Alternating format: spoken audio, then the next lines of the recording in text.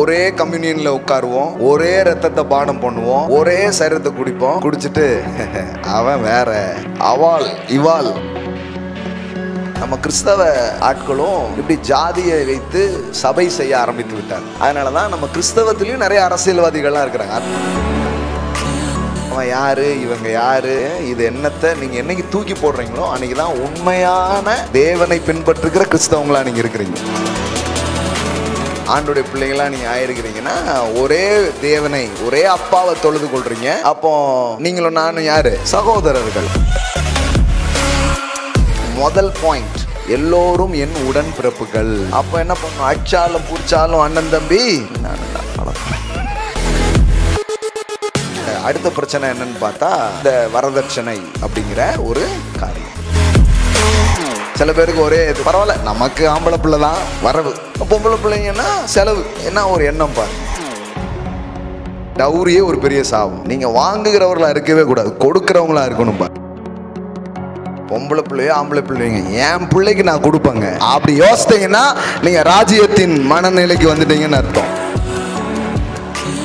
நம்ம ஊர்ல இப்போ ஒருத்தன் வந்து வரதட்சணைலாம் வேண்டாங்க, உங்க பொண்ணை கட்டிக்கிறேன்னா அவனுக்கு என்ன பிரச்சனை? Something wrong. இந்த வரதட்சணை அல்லது டவுரி இதை வைத்து ஒரு திருமணம் என்கிற ஒப்பந்தத்தின் முடிவுகளுக்கு வரவே வராது. மாமனார் வீடுனாலே வாங்குற வீடுன்னே யோசித்து வச்சிருக்கிறாங்க. ஒரு மாமனார் கிட்ட ஒரு மருமகன் சொல்றான், யாக்கோபு சொல்றான், நீர் எனக்கு ஒன்றும் தர வேண்டியது இல்லை. மருமகன்லாம் அப்படி டிக்ளேர் பண்ணா எவ்வளவு நல்லா இருக்கும். நீர் தந்து எனக்கு ஒன்றும் நிரம்பாது, எனக்கு தர வேண்டிய ஒருவர் இருக்கிறார், அவர் தந்தா என் வாழ்க்கை நிரம்பும். இந்த வரதட்சணை, இந்த குப்பையும் தூக்கி தூரப்போம். இது வந்து போட்டி தான் நடக்கணும். ஒரு டைம்ல எடுத்துக்கொள்றதுக்கு போட்டி, ஏசாவுக்கும் யாக்கோபுக்கும். ஆனா கடவுளின் ஆசீர்வாதத்தை யாக்கோபு சந்தித்து விட்ட பிறகு இப்போ ஒரு போட்டி. என்ன போட்டி தெரியுமா? நான் எடுத்துக்கோங்க தம்பி, எனக்கு இருக்குதுப்பா. இல்லன்னா நீங்க வாங்கிக்கோங்க. இல்ல தம்பி எனக்கு இருக்கு, எனக்கு இருக்கு அப்படிங்க. இல்ல இல்ல நீங்க வாங்கினாதான் எனக்கு சந்தோஷம். முதல்ல போகும்போது வேற பாட்டு, ஊரை தெரிஞ்சுக்கிட்டேன் உலகம் புரிஞ்சுக்கிட்டேன் கண்மணி. இப்ப எப்படி ஆயிட்டாங்க பாருங்க, முத்துக்கு முத்தாக பாட்டே மாறுது பாருங்க. உறவுகள்லாம் உடஞ்சு போனது என்ன பெரிய காரணம் நீங்க யோசிச்சு பாருங்க. முக்காவாசி இந்த காசு, இந்த சொத்து, இதுவா தான் இருக்கு. ஆபிரகாமுக்கும் லோத்துக்கும் ஒரு ப்ராப்ளம் வருது. அவன் வேலைக்காரனுக்கும் இவன் வேலைக்காரனுக்கும் சண்டை. உடனே ஆபிரகாம் சொல்றான், நாம் சகோதரர்கள், நமக்குள்ள என்ன வேண்டாம்? வாக்குவாதம் வேண்டாம். செழிப்புனா வெறும் பைசா நிறைய வச்சுக்கிறது மட்டும் இல்ல, மனசு பெருசா இருக்கிறது பெரிய செழிப்பாக இருக்கிறது. இந்த பக்கம் வந்துடாத, அப்படி போட அப்படிலாம் சொல்லல. நீ வலது புறம் போனா நான் இடது புறம் போறேன். ஏன்னா ஆபிரகாமுக்கு என்ன தெரியும்னா, நான் எந்த புறம் போறேங்கிறது இல்ல, என் கூட யாரு வாரா அதுதான் என் ஆசீர்வாதத்துக்கு காரணமா இருக்க போகிறது. ஏமாளி அண்ணன் எனக்கு எல்லாமே கிடைச்சிருச்சு அப்படின்னு போயிட்டான் லோத்து. ஆண்டவர் பார்த்துட்டே இருக்கிறாரு. லோத்து போன உடனே தலைவர் இறங்கி வராரு. இறங்கி வந்து சொல்றாரு, அப்பா உனக்கு என்ன வேணாலும் நான் தரலாம்.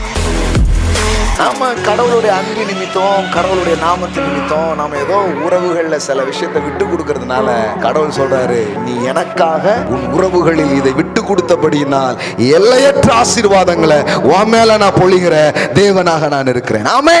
அது சில நேரத்துல பாத்தீங்கன்னா அவ்வளோ அழகான படங்கள்லாம் எடுக்கிறாங்க. ரீசெண்டாலாம் சில மூவிஸ் பார்த்துட்டு அப்படியே சுவிசேஷமே கேட்ட மாதிரி இருக்கும். ஆனால் நம்மளோட நம்ம பிரசங்கத்தையே படமாக்கின மாதிரிலாம் இருக்குது சில படங்கள்லாம். அப்பான்லாம் ஒரு மூவி வந்துச்சு. ஒரு ஃபாதர் வந்து தன்னுடைய பிள்ளையை எவ்வளோ அழகாக இந்த நாட்களில் வந்து வளர்க்குறாரு. சமூகத்தின் காரியங்கள், அந்த ஒவ்வொரு வயதில் ஏற்படுகிற மாற்றங்கள், இவைகளுக்கு ஊடாக கல்வி ஒன்றை சொல்லுது, சமூகம் ஒன்றை சொல்லுது. அதுக்கு நடுவில் ரொம்ப அழகாக தன் பிள்ளைய வந்து ஆளாக்கி சாதிக்க வைப்பார். ரொம்ப நல்லா இருக்கு. சில விஷயங்கள்லாம் பார்க்கும்போது நல்ல கருத்துக்கள். நம்ம எந்த மாதிரி ஒரு மனோபாவத்துக்கு வந்துடணும்னா, நல்ல விஷயமா இருந்தால் எடுத்துக்கணும். இன்னும் சொல்லப்போனால் சில பேருக்கு சில கிறிஸ்தவங்க நினைக்கிறாங்கன்னா நிறைய மூவியில் தான் பாதிப்புன்ட்டு. நான் சொல்கிறேன், சில பிரசங்கத்திலே பெரிய பாதிப்பு இருக்குது. அதுக்கு மூவியே பரவாயில்ல, பெசாட்டி அதுக்கு சந்திரமுகி பார்த்துட்டு போயிடலாம். அந்த ரேஞ்சுக்கு சில பிரசங்கங்கள்லாம் இருக்கும். அதனால் நம்ம ஆட்கள் என்ன நினச்சிக்கிறாங்கன்னா, ஒரு புறா அப்படியே பறந்து வரும், 2 மெழுகுத்திரிலாம் எரியும், பைபிள் திறக்கும், பிரசங்கம் பண்ண போகிறாங்க அப்படின்னு உட்காந்துருவாங்க. புறா பறந்து வந்ததுனால அது கிறிஸ்தவ மெசேஜ் ஆகிடாது, மெழுகுத்திரி கொளுத்தி வச்சதுனாலே கிறிஸ்தவ மெசேஜ் ஆகிடாது. என்ன பேசுகிறாங்கிறது கொஞ்சம் கவனிக்கணும் பாருங்கள். அதனால் சம்டைம்ஸ் பார்த்தீங்கன்னா, அன்றைக்கி ஒருத்தர் பேசுகிறாரு, சொல்கிறாரு, அன்றைக்கி காலைல கூட சொன்னேன் நான், பெருக விதைக்கிறவன் பெருக அறுப்பான். அதில் என்ன எல்லோரும் அம்மானி ஆயிட முடியுமா என்ன? அதெல்லாம் ஆக முடியாது. வசனத்தை வந்து கரெக்டாக படிக்கணும், யாரும் அப்படிலாம் ஆக முடியாது அப்படிங்கிறது. இதுக்கு சில படத்தை பார்த்தாலே இப்போ நமக்கு பரவாயில்ல, ஏன்னா அவனாவது எப்படியாவது தன்னம்பிக்கை இருந்தால் முன்னேறலாம் அப்படின்னு எடுத்துடுறாங்க. இந்த கிரிக்கெட்டர்னு ஒரு மூவி பாருங்கள், சொல்ல பார்க்க நம்ம சர்ச்சுக்கு தான் வந்திருக்கோமா, என்ன வாட்ஸ் கோயிங் ஆன் பாங்கிறீங்க சில பேர். கொஞ்சம் இயல்பாக இருக்கலாமா, எதுக்கு போட்டு நடிச்சுக்கிட்டு. தி கிரிக்கெட்டர் அந்த மூவி பேர். பாஸ் என்ன மாதிரி ஒரு மூவி, பார்த்துட்டு அவ்வளோ பிரமிப்பாக இருந்துச்சு. தி கிரிக்கெட்டர் ஜெர்சி அப்படின்னு ஒரு பையனை வந்து ஒரு டிஷர்ட் வாங்கிறது தான் அவனுடைய கனவு. ஒரு சின்ன பையன், ஒரு அப்பா வாழ்க்கையில் பெரிய தோல்வியில் போயிருப்பார், ஆனால் அந்த பையனுடைய கனவை நிறைவேற்றணுங்கிறதுக்காக அவர் எடுக்கிற முயற்சி, அவர் வாழ்க்கையில் அடைந்த தோல்வியிலிருந்து எழும்பி மறுபடியும் ஒரு பெரிய சாதனையாளராக மாறுவார். பார்த்தா அவ்வளோ இன்ஸ்பிரேஷன், லவ் அண்ட் இன்ஸ்பிரேஷன்ஸ் அப்படி இருக்கும் பாருங்கள். அதனால் நமக்கு வந்து பிரசங்கம்னா கரெக்டுங்க, மூவினா தப்புங்க அப்படிலாம் கிடையாது. எப்பொருள் யார் யார் வாய் கேட்பினும் அப்பொருள் மெய்ப்பொருள் காண்பது அறிவு. இந்த சபை மக்களை நான் அப்படி தான் வழிநடத்த விரும்புகிறேன். யார் சொல்கிறாங்கிறது முக்கியம் இல்லை, சொல்கிறது நல்லதாக இருந்தால் எடுத்துக்கணும். ஆமேன். ஆமாம். அதனால் அவர் வெள்ளைச்சட்டை போட்டு சொன்னாருங்க கரெக்டாக இருக்கும், இவன் கலர் கலராக போட்டு சொல்கிறான் தப்பாக இருக்கும். இது எப்படி இருக்குன்னா, வெள்ளையாக இருக்கும் போய் சொல்ல மாட்டான்டா, அந்த மாதிரி ஆகிடுது இது. வெள்ளையாக இருக்கிறவன் போய் சொல்ல மாட்டான் அப்படிங்கிற மாதிரி ஆகிடுது. இதெல்லாம் எங்கேருந்து கண்டுபிடிச்சாங்கன்னு தெரில. அப்படி கிடையாது, அது சரியாக இருக்கா, வெள்ளையாரோ கருப்பாக இருக்கிறானோ ப்ரௌனாக இருக்கானோ, that's not the things. So அது சரியான விஷயமா இருந்தால் என்ன பண்ணணும், ஏற்றுக்கொள்ளணும், அதை வந்து புரிஞ்சுக்கணும். ஸோ தென் அது ஒரு பெரிய வளர்ச்சியை நோக்கி போக முடியும். சமீப நாட்களில் பார்த்திங்கன்னா இந்த கிறிஸ்தவங்களை ரொம்ப குறைச்சி இது பண்ணி மூவிலாம் வந்துடுச்சுன்னு ஒரு பெரிய சர்ச்சை நடந்துகிட்ருக்கு. எங்கே பார்த்தாலும் அதை பற்றி பேசிக்கிட்டே இருக்கிறாங்க ஆட்கள்லாம். அப்போ எல்லோரும் பார்த்துட்டு வந்து தான் பேசுகிறாங்க. நான் பார்த்துட்டேன்னு தைரியமாக சொல்கிறேன். அவர்கள் அப்படியாக கர்த்தர் எங்கள் ஆவியிலே வெளிப்படுத்தினார்கள் அப்படின்ட்டு ஆவியிலே போட்டு காமிச்சிட்டாரா திருட்டு விசிடியை. பரவாயில்ல, என்ன மாதிரின்னு தெரில, ஆவிலே பார்த்துட்டு பேசிகிட்டு இருக்காங்க போல். நான் நிஜமாகவே போய் பார்த்தேன், இவங்க சொல்லுத அளவுக்கு ஒன்றும் இல்லை, சப்புன்னு போயிடுச்சு. கிறிஸ்தவத்தை ரொம்ப திட்டாங்க, ரொம்ப இது பண்ண. ஆக்சுவலி அந்த படத்தினுடைய வெற்றிக்கே நம் கிறிஸ்தவர்கள் தான் காரணர்களாக இருக்கிறார்கள். டைரக்டர் வந்து ஒரு ஷேர் வந்து சபைக்கெல்லாம் கொடுக்கணும். ஏன்னா இவங்க தான் முக்குக்கு பேசி அதுக்கு யாரும் போய்விடாதீர்கள், அதுக்கு யாரும் போய்விடார்கள், அதுக்கு யாரும் போய்விடாதீர்கள், அந்த தேட்டரில் ஓடுது போயிடாதீங்க, இந்த ஊரில் போட்டிருக்காங்க போயிடாது, இவங்க தான் விளம்பரம் ஏற்படுத்தியிருக்கிறாங்க. நாங்கள் போகணுன்னு யோசிக்கவே இல்லையே சார், இவங்க சொல்ல இது மாதிரி நிறைய ஒவ்வொரு காலகட்டத்துலேயும் வந்திருக்குது. அந்த படத்தெல்லாம் ட்ரான்ஸ் அப்படின்னு ஒரு மூவி மலையாளத்தில் எடுத்தாங்க, ட்ரான்ஸ். அது மாதிரி தி டாவின்சி கோட் அப்படின்னு இங்கிலீஷில் எடுத்தாங்க. இப்படி கிறிஸ்தவ விஷயத்துக்கு எதிராக யாராவது ஒரு கருத்தை என்ன பண்ணுறாங்க, எப்போமாவது எடுக்க தான் செய்கிறாங்க. அது இவங்க அப்படியே விட்டுட்டா போயிடும். ஆனால் இவங்கெல்லாம் போய் காப்பாற்றுறோம் நாங்கள் அப்படின்னு இவங்க சொல்கிறதுனாலே அந்த மூவிலாம் என்ன ஆகிடுது, பெருசாக ஹிட் ஆகிடுது. அதனால் இப்போ வந்த ருத்ர தாண்டவம் வெற்றி பெற்றதற்கு காரணம் நம் கிறிஸ்தவர்களே கிறிஸ்தவர்களே கிறிஸ்தவர்களே என்று சொன்னால் மிகையாகாது. இவங்க தான் இதை ரொம்ப ஹிட் பண்ணி என்ன பண்ணிட்டாங்க, ஜெயிக்க வச்சுருக்குறாங்க. அதில் சில காட்சிகள் வந்து இப்படி நம்மளை குறைச்சி சொல்கிறதா வருது அப்படின்ட்டு என்ன பண்ணிக்கிறாங்க, வச்சுருக்கிறாங்க. அப்படிலாம் ஒன்றுமே கிடையாது பாருங்கள், அப்படிலாம் ஒன்றுமே கிடையாது. யாரையும் குறைச்சிட முடியாது. அவங்க வந்து சில விஷயங்கள் கொஞ்சம் நியாயமாக தான் இருக்குது, அதை வந்து நம்மளே புரிஞ்சுக்கணும். அவங்க என்ன கேட்குறாங்க, கிறிஸ்தவர்களான பிறகும் ஏன் ஜாதி வச்சுருக்கேன்னு கேட்குறான். நியாயமான கேள்வி தானே? எத்தனை பிரசங்கத்தில் நான் கேட்டிருக்கேன். இங்கே நியாயமான கேள்வியா இல்லையா? இன்னும் அந்த சர்ச்சு நாடார் சர்ச்சு, இந்த சர்ச்சு தேவமார்கள் ரொம்ப, அங்கே கோனார், அங்கே போனார், இப்படியே தான் ஃபார்ம் பண்ணி வச்சுருக்காங்க. அவன் கேட்குறான், எப்பா நீன்னா ஏன் இப்படி இருக்கீங்க அப்படிங்கிறாங்க. அரசு சலுகைக்காக இன்னும் சில பேர் தங்கள் பேரை எப்படி தான் வச்சுருக்குறாங்க, ஹிந்துன்னே வச்சுருக்குறாங்கன்னு அதை கேட்குறாங்க. நியாயமான கேள்வி தான். நான் என்ன கேட்குறேன்னா, சிலுவைக்கு அப்புறமும் ஏன் சலுகைக்காக நிற்கிறீங்க? சிலுவையை நம்பிட்டீங்களே, அப்புறம் என்ன சலுகை? சிலுவை உங்களுக்கு எல்லாவித வெற்றியையும் மேன்மையையும் அது உங்களுக்கு பெற்றுத்தரும். ஆமென். அதனால் என்ன கேட்டால் நான் குறைச்சி சொன்னாங்க நான் சொல்ல மாட்டேன், தப்பாக சொன்னாங்க கூட சொல்ல மாட்டேன். பரவாயில்ல, நம்மளை கொஞ்சம் உலகம் கவனிக்குது. என்ன பண்ணுறாங்க, உள்ளுக்குள்ளே இருக்கிறோம், செவத்துக்குள்ளே இருக்குதுலாம் இல்லை, எல்லாம் கவனிக்கிறாங்க. அதெல்லாம் நல்லா கவனிக்கிறாங்க. சார் கவனிக்கிறாங்கிறது சந்தோஷம். அப்போ இந்த மாதிரி சில கேள்விகள்லாம் கேட்குறாங்க, ஏன் அப்படி வச்சுருக்குறாங்க அப்படின்ட்டு. நல்லது தான், நல்லது தான். அதனால் மற்றபடி ஒன்றும் பெருசாக ஒன்றும் இல்லை பாருங்கள். அப்படி தாக்கிட்டாங்க, அப்படி குறைச்சி பேசிட்டாங்க அப்படிங்கிறாங்க, அந்த மாதிரி ஒன்றுமே கிடையாது. இதுக்கு முன்னாடி இந்த மூக்குத்தி அம்மன்ட்டு ஒன்று அது எடுத்தாங்க, ஏதோ குறைச்சி போட்டாங்கன்ட்டு எல்லாம் கிடையாது. எப்போவுமே மனிதர்கள் மதத்துக்கு எதிராக ஒன்றை பேச முடியும். ஆனால் ஒன்று தெரிஞ்சுக்கோங்க, சுவிசேஷத்துக்கு எதிராக யாருமே பேச முடியாது. இவங்க பேசுகிறது எல்லாமே ஒரு மதத்துக்கு எதிராக தான் என்ன பண்ண முடியும், பேச முடியும். ஏன்னா நம்மளும் கிறிஸ்தவங்களும் மற்ற மதங்களுக்கு எதிராக எவ்வளோ பேசியிருக்கிறாங்க தெரியுமா உங்களுக்கு? அவங்கள கடவுள் கூப்பிட்டது இன்னொரு மதத்துக்கு எதிராக பேசுறது கிடையாது. அவங்கள தேவன் கூப்பிட்டது சுவிசேஷத்தை பிரசங்கிக்க. இவங்க சுவிசேஷத்தை விட்டுட்டு நீ கல்லை கும்பிடுற, மண்ணை கும்பிடுற, நீ ஆமாம் சாத்தானை கும்பிட்டு கொண்டிருக்கிறாய் அப்படி இப்படின்ட்டு என்ன பண்ணிட்டாங்க, நிறைய சொன்னதுனால அவங்க கொஞ்சம் கடுப்பாயிடுறாங்க. கடுப்பாயிட்டு ஏதாச்சும் இது பண்ணிகிட்டே இருக்கிறாங்க. ஆக்சுவலி அது குட் நியூஸே கிடையாது. குட் நியூஸ் நாம் தேவன் மனுஷனுக்காக என்ன செய்தார், மனிதன் மேலே அவர் என்ன அன்பு வச்சுருக்கார், இதை சொல்லிட்டாலே மற்றதெல்லாம் எல்லாத்துக்கும் என்ன பண்ண ஆரம்பிச்சிட்டோம், விளங்க ஆரம்பிச்சிட்டோம். அதுதான் ரொம்ப முக்கியம் பாருங்கள். நம்ம ஆட்களும் கொஞ்சம் வாய் கொஞ்சம் மாறணும். ஆமாம், அதனால தான் அவங்களும் கோவமாயிடுறாங்க. கோவமாயிட்டு ஏதாவது கருத்து போடுறாங்க, வீடியோ போடுறாங்க, அதை கட் பண்ணி போடுறாங்க, அப்புறம் நம்ம அதுக்கு விளக்கம் சொல்கிறாங்க. நம்ம ஆட்கள் இப்படி மாற்றி மாற்றி என்ன பண்ணிட்டு, மீடியா வேறு இப்போ ரொம்ப எல்லார் கையிலையும் வந்துடுச்சா, அதனால் ஆளுக்கு என்ன பண்ணுறாங்க, நல்லா எடுத்து யூஸ் பண்ணுறாங்க. ஸோ நம்ம சரியான ஒன்றை அறிவித்தா கண்டிப்பாக மக்கள் இன்றைக்கி ஒன்றும் முட்டாள்கள் கிடையாது. நான் நம்புகிறேன் எந்த காலத்தை விட இந்த காலத்து மக்களுக்கு ரொம்ப அதிகவே ஞானம் இருக்கிறது அப்படின்னு நான் நம்புகிறேன். அதனால் சும்மா ஜனங்களெல்லாம் ஏமாற்றிட முடியாது. அவங்களுக்கு கொஞ்சம் சிந்திக்கிற திறன் இருக்குது. கண்டிப்பாக யோசித்து பார்ப்பாங்க, இது நியாயமா சரியா அப்படிங்கிறதெல்லாம் அவங்கள என்ன பண்ணிவிடுவாங்க, யோசித்து முடிவுக்கு வந்துடுவாங்க. அதனால் நம்ம போட்டு ரொம்ப பெரிய விளக்கம் கொடுக்க வேண்டியதில்லை, யாரையும் காப்பாற்ற வேண்டியதில்லை.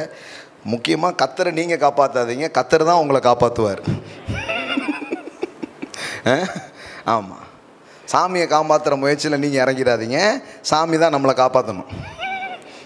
அதனால் இது வேறன்னு புரியாததுனால நம்மளும் அவங்கள மாதிரி என்ன பண்ணிகிட்ருக்குறோம், நிறைய ட்ரை பண்ணிகிட்ருக்குறோம். ஸோ சில கருத்துக்களை ஏன் சொல்கிறேன்னா, சமூகத்தில் இருக்கிறோம், நம்மளை சுற்றிலும் பல்வேறு காரியங்கள் பேசப்படுகிறது, விமர்சிக்கப்படுகிறது. ஸோ நாம் அதை குறித்து ஒரு தெளிவாக இருக்கணுங்கிறதுக்காக இதை இந்த மாலையில் சொல்கிறேன். அதனால் யாரும் அவங்க குறைச்சி பேசுகிறாங்க, இவங்க குறைச்சி பேசுகிறாங்க அப்படிலாம் கிடையாது. நிறைய நேரத்தில் நம்மளே சபையில் அதெல்லாம் என்ன பண்ணியிருக்கிறோம், பேசியிருக்கிறோம்.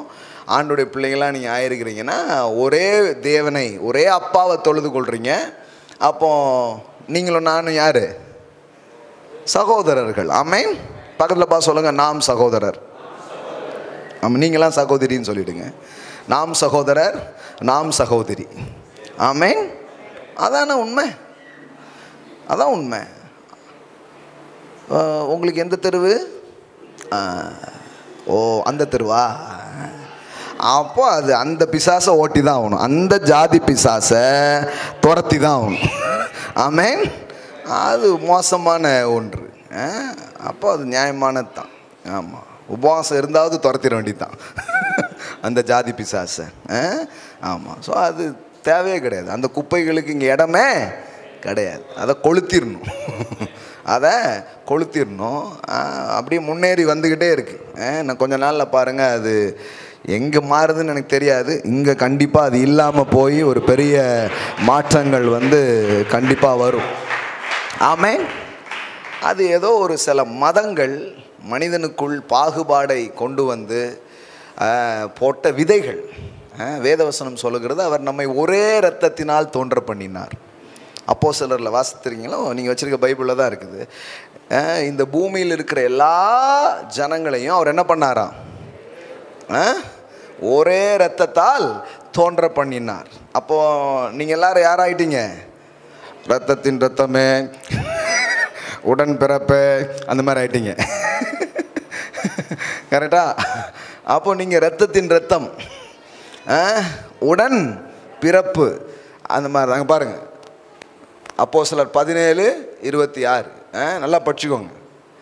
மனுஷ ஜாதியான சகல ஜனங்களையும் அவர் ஒரே இரத்தத்தால் தோன்ற பண்ணி, எல்லாம் சொல்லுங்கள், ஒரே இரத்தத்தில் தான் தோன்ற பண்ணிரு. ஒரு மனுஷனை தான் உண்டாக்குனாரு, ஒரு மனுஷை தான் உண்டாக்குனாரு. அவங்ககிட்ட இருந்து தான் எல்லாருமே என்ன பண்ணியிருக்கிறாங்க? வந்திருக்கிறாங்க. இந்த நாய் இனம் இருக்குது பார்த்தீங்களா, நாய், அதை ஆராய்ச்சி பண்ணுறவங்க சொல்கிறாங்க, இப்படி பார்த்தா எல்லாமே ஒரு வகையான ஒரு இதில் இருந்து தான் அப்படி என்ன பண்ணிகிட்டே இருக்குது, அது வந்திருக்கு அப்படின்னு கண்டுபிடிச்சிருக்காங்க. நாய்க்கு மட்டும் அந்த வரலாறு இல்லை, நமக்கும் அதே தான். அப்படியே தேடி பார்த்தோன்னா ஆதாம் ஏவாள்னு ஒரு மனுஷனும் ஒரு மனுஷன் தான் இருந்தாங்க. அவங்ககிட்ட இருந்து இந்த உலகமே வந்திருக்கு. அப்புறம் எப்படி? அப்போ என்ன பண்ணும்? அடித்தாலும் பிடிச்சாலும் அண்ணன் தம்பி நீ நானும் தான், அவ்வளோதான். அவள் என்ன போட்டிருக்குது? அவர் ஒரே இரத்தத்தால் தோன்ற பண்ணி. ஸோ ஒன் பிளட், இரத்தத்தின் இரத்தமே, உடன்பிறப்பே அப்படின்னு தான் பார்க்கணும். சிலர் சொல்லில் மட்டும் அதை வச்சுருப்பாங்க, நம்ம நிஜமாகவே அப்படி பார்க்கணும். அதெல்லாம் சும்மா நீங்கள் அதை இன்னும் நம்புவீங்கன்னா, நீங்கள் மனித தத்துவத்தை நம்புறீங்க, கடவுள் சொன்னதை நம்பலை. அது என்னதான் இருந்தாலும் அந்த பேய் போகலை உங்ககிட்ட விட்டு. என்னதான் இருந்தாலும் அந்த பேய் இன்னும் உங்களுக்கு பிடிச்சிருக்கு, உங்கள் மண்டை இன்னும் கழுவப்படவே இல்லை அப்படின்னு அர்த்தம். ஆமாம், அது துரத்திடணும். அது பரமபிதா நடாத நாற்றுகள் எல்லாம் வேரோடு, இதெல்லாம் பரமபிதா நட்ட நாட்டு கிடையாது. ஆமாம், இது இங்கே இந்த உலகத்தில் இருக்கிற குப்பையிலிருந்து வந்த தத்துவங்கள். மனிதன் ஒருத்தன் தொடையிலிருந்து வந்தான், ஒருத்தன் இடுப்பில் இருந்து வந்தான், ஒருத்தன் தலையிலிருந்து வந்தான், மேலேருந்து வந்தவன், கீழேருந்து வந்தவன். இங்கே வருணாசுர தர்மத்தின் அடிப்படையில் இங்கே நிறைய பிரிவுகளை உருவாக்கி வச்சுருக்காங்க. அது இட்ஸ் நாட் பிபிலிக்கல் தாட்ஸ். அது வேதாகமத்தில் இருக்கிற கருத்தே கிடையாது. வேதாகமத்தில் அப்படி ஒரு விஷயத்தையே சொல்லலை. வேதாகமத்தில் ஒரே பிதா நமக்கு இருக்கிறார். ஸோ நாம் அவருடைய பிள்ளைகளாய் இருக்கிறோம். ஸோ அவரை தொழுது கொள்கிற நாம் யாவரும், சொல்லப்போனால் இயேசு இந்த பூமியில் மரித்த போது சிலுவையினால் அவர் ஒரு விஷயத்தை செஞ்சாராம். என்ன செஞ்சாராம்? எபேசியரில் பார்த்தீங்கன்னா, உலகத்தில் அந்த நாட்களில் 2 பிரிவு தான். பைபிள் 2 பிரிவு தான் வைக்குது. ஒன்று ஜூ, இன்னொன்று ஜென்டைல்ஸ். ஒன்று யூதர்கள், இன்னொன்று புறஜாதிகள். 2 பிரிவு தான். அதையும் இயேசு என்ன பண்ணாராம்? சிலுவையில் பகையை சிலுவையினால்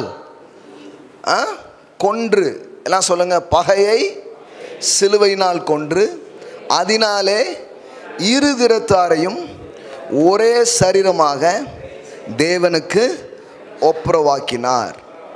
ஆமென்.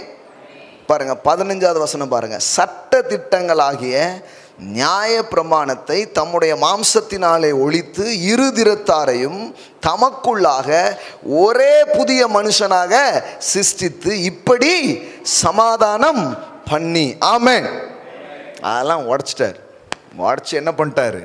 ஒன்னாக்கிட்டார். இனி ஜென்டைல்ஸ் கிடையாது, இனி ஜூ கிடையாது, நியூ மேன். ஹியூமன் எல்லாமே என்னது? New man. எல்லாம் சொல்லுங்க, ஒரே புதிய மனிதனாக. எல்லாம் சொல்லுங்க, புதிய மனிதன். இப்ப எல்லாரையும் ஒன்னாக்கிட்டாரு. New man, new identity in Christ, அப்படி ஆக்கிட்டார். So believe that thought. இந்த தாட்ஸை நம்ம நம்பணும். நம்ம தலைமுறைகளுக்கு என்ன பண்ணணும்? விதைக்கணும். என்ன ஆயிடுச்சுன்னா, நம்ம கிறிஸ்தவ ஆட்களும் இப்படி ஜாதியை வைத்து சபை செய்ய ஆரம்பித்து விட்டார்கள்.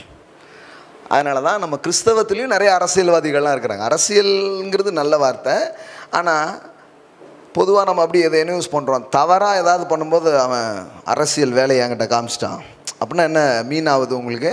தப்பாக ஏதோ பண்ணிட்டான் அப்படிங்கிறது அர்த்தம். ஸோ இவங்களுடைய லாபத்துக்காக என்ன பண்ணிட்டாங்க, ஒரு ஜாதிய தலைவர்களாக இவங்களும் என்ன பண்ணிட்டாங்க, தங்களை வெளிப்படுத்த ஆரம்பிச்சிட்டாங்க. ஸோ வேதவசனம் சொல்லுது, இரு திறத்தாரையும் ஒன்றாக்கினார். எல்லாம் சொல்லுங்கள், ஒன்றாக்கினார். ஆமேன். இன்னும் நிறைய பேர் பாருங்கள், எங்களுக்கு அதே இதில் பொண்ணு கிடைக்கல, அதே இதில் மாப்பிள்ளை கிடைக்கல. நான் சொல்ல, கிடைக்காமலே இருக்கட்டும் ஆண்டவரே, அந்த ஜபத்தை கேட்கவே கேட்காதீங்க. வேற ஒரு இதில் ஒரு நல்ல தேவனுடைய பிள்ளையாக பார்த்து அவங்களுக்கு கொடுங்க. பரவாயில்ல, இது கை தட்டுறீங்கன்னா நீங்கள் உண்மையிலே பெரிய இருதயம் தான் உங்களுக்கு. ஆனால் நிறைய பேருக்கு வரல பார்த்தீங்களா? சொல்ற ஆபிரகாம் பார்த்தீங்கன்னா அவன் ஜாதியில் போய் பார்க்க சொன்னான் அப்படி சொல்கிறாங்க ஒருத்தர். நான் சொன்னேன், ஆபிரகாம் அவன் மருமகளுக்கு போட்டு கட்டினான். ஏங்க, அவளுக்கு நகையெல்லாம் போட்டது யாரு? சீதனை யார் கொடுத்தா? மாப்பிள்ளை வீட்டில் இருந்து பொண்ணுக்கு நகையெல்லாம் கொடுத்து பொண்ணு அண்ணனுக்கு வீட்டில் உள்ளவங்களுக்கெல்லாம் எல்லாம் கொடுத்து கட்டினாங்க. அது செய்வீங்களா? அது இல்லை, நான் என்ன சொல்லேன்னா, அப்படியே பைபிளை பின்பற்றுறீங்கன்னா ஒன்று அது அப்படியே போகணும். இவங்க வசதிக்கு என்னெல்லாம் வளைக்கணுமோ அதெல்லாம் வளைப்பாங்க கரெக்டாக. பைபிள் படி பார்த்தீங்கன்னா டவுரி யார் தான் கொடுத்துருக்கா? இப்போ ரிட்டர்ன் பண்ணிடணும் இனிமேலாம். யாரெல்லாம் அது? நிறைய பேர் பார்க்குறீங்க, அதை நான் செலவு பண்ணிட்டேன்.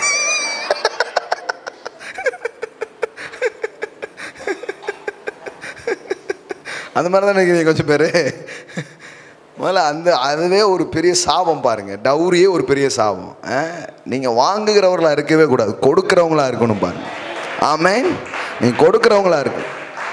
ஆமேன். சில பேருக்கு ஒரே இது, பரவாயில்ல நமக்கு ஆம்பளை பிள்ளை தான் வரவு, பொம்பளை பிள்ளைங்கன்னா செலவு. என்ன ஒரு எண்ணம் பாருங்க. அப்படி கிடையாது. பொம்பளை பிள்ளையோ ஆம்பளை பிள்ளைங்க என் பிள்ளைக்கு நான் கொடுப்பேங்க அப்படி யோசித்தீங்கன்னா நீங்கள் ராஜ்யத்தின் மனநிலைக்கு வந்துட்டீங்கன்னு அர்த்தம். இல்லைன்னா இந்த உலகம் சொல்கிற தரித்திரத்தை வாழ்கிறீங்கன்னு அர்த்தம். உங்களுக்கு தெரியுமா, யோபுவின் காலத்திலேயே வேதவசனம் சொல்லுது, யோபுவின் குமாரத்தியை போல அழகான பிள்ளைங்க யாருமே கிடையாது. ஆனால் யோபுவின் குமாரத்திகளுக்கு யோபு என்ன பண்ணாருன்னு வேதத்தில் இருக்கு பாருங்கள். வாசிக்கிறீங்களா? நினைக்காது. நாங்கள் யோபுவின் சொறி சரங்க தவிர வேறு எதையுமே படித்ததில்லை. அவனுக்கு சொறி, அவனுக்கு சிறங்கு, இதே தான் படிக்கிறது. எந்த பைபிள் வச்சுருக்காங்கன்னே தெரிய பாருங்க. யோபுனால என்ன தான் ஞாபகம் வருது? அப்படியா ஓட்டை எடுத்து சொரிந்து கொண்டு இருந்தான். காந்தா அரே காந்தா,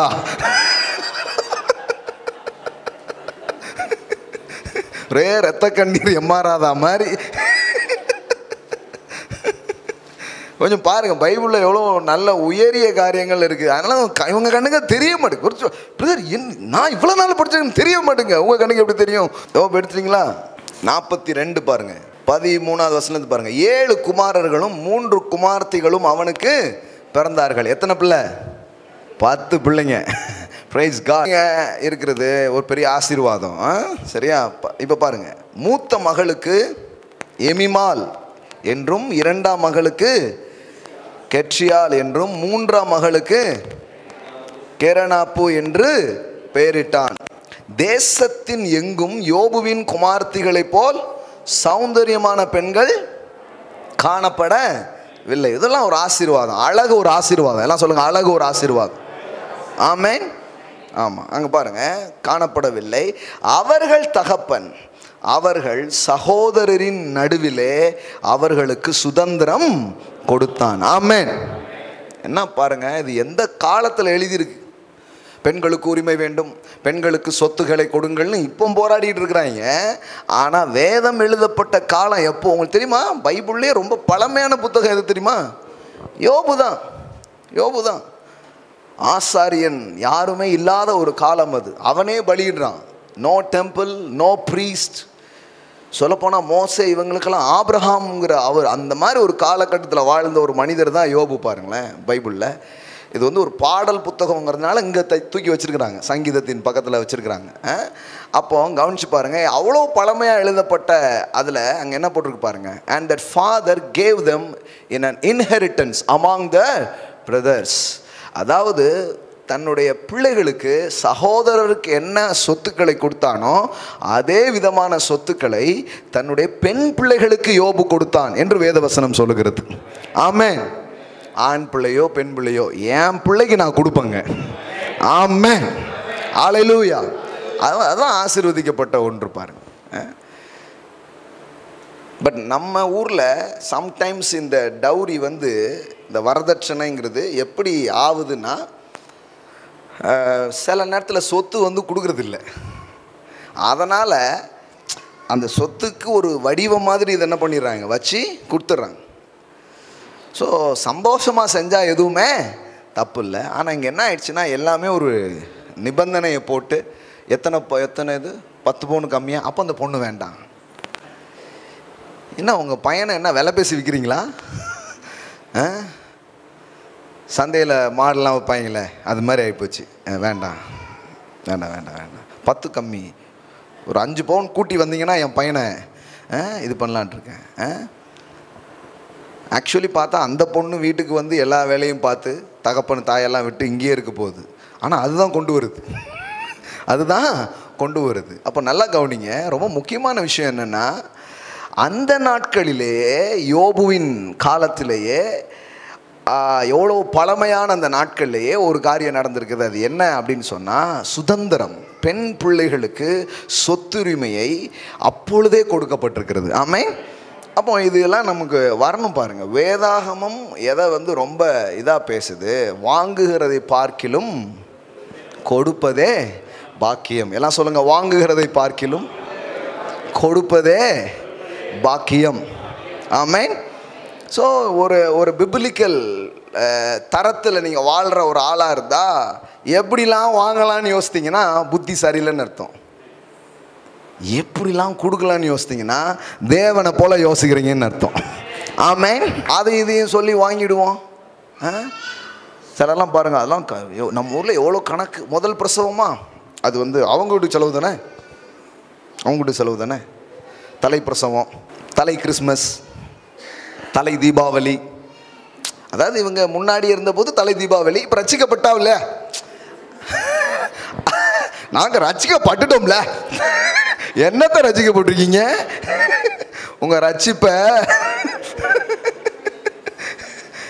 இவங்க என்ன நினைக்கிறாங்கன்னா, நாங்கள் வந்து கிறிஸ்டியன் ஆகிட்டோம்ல, ரசிக்கப்பட்டோம்லான். ரசிக்கப்பட்டால் கொடுக்கணும். நீ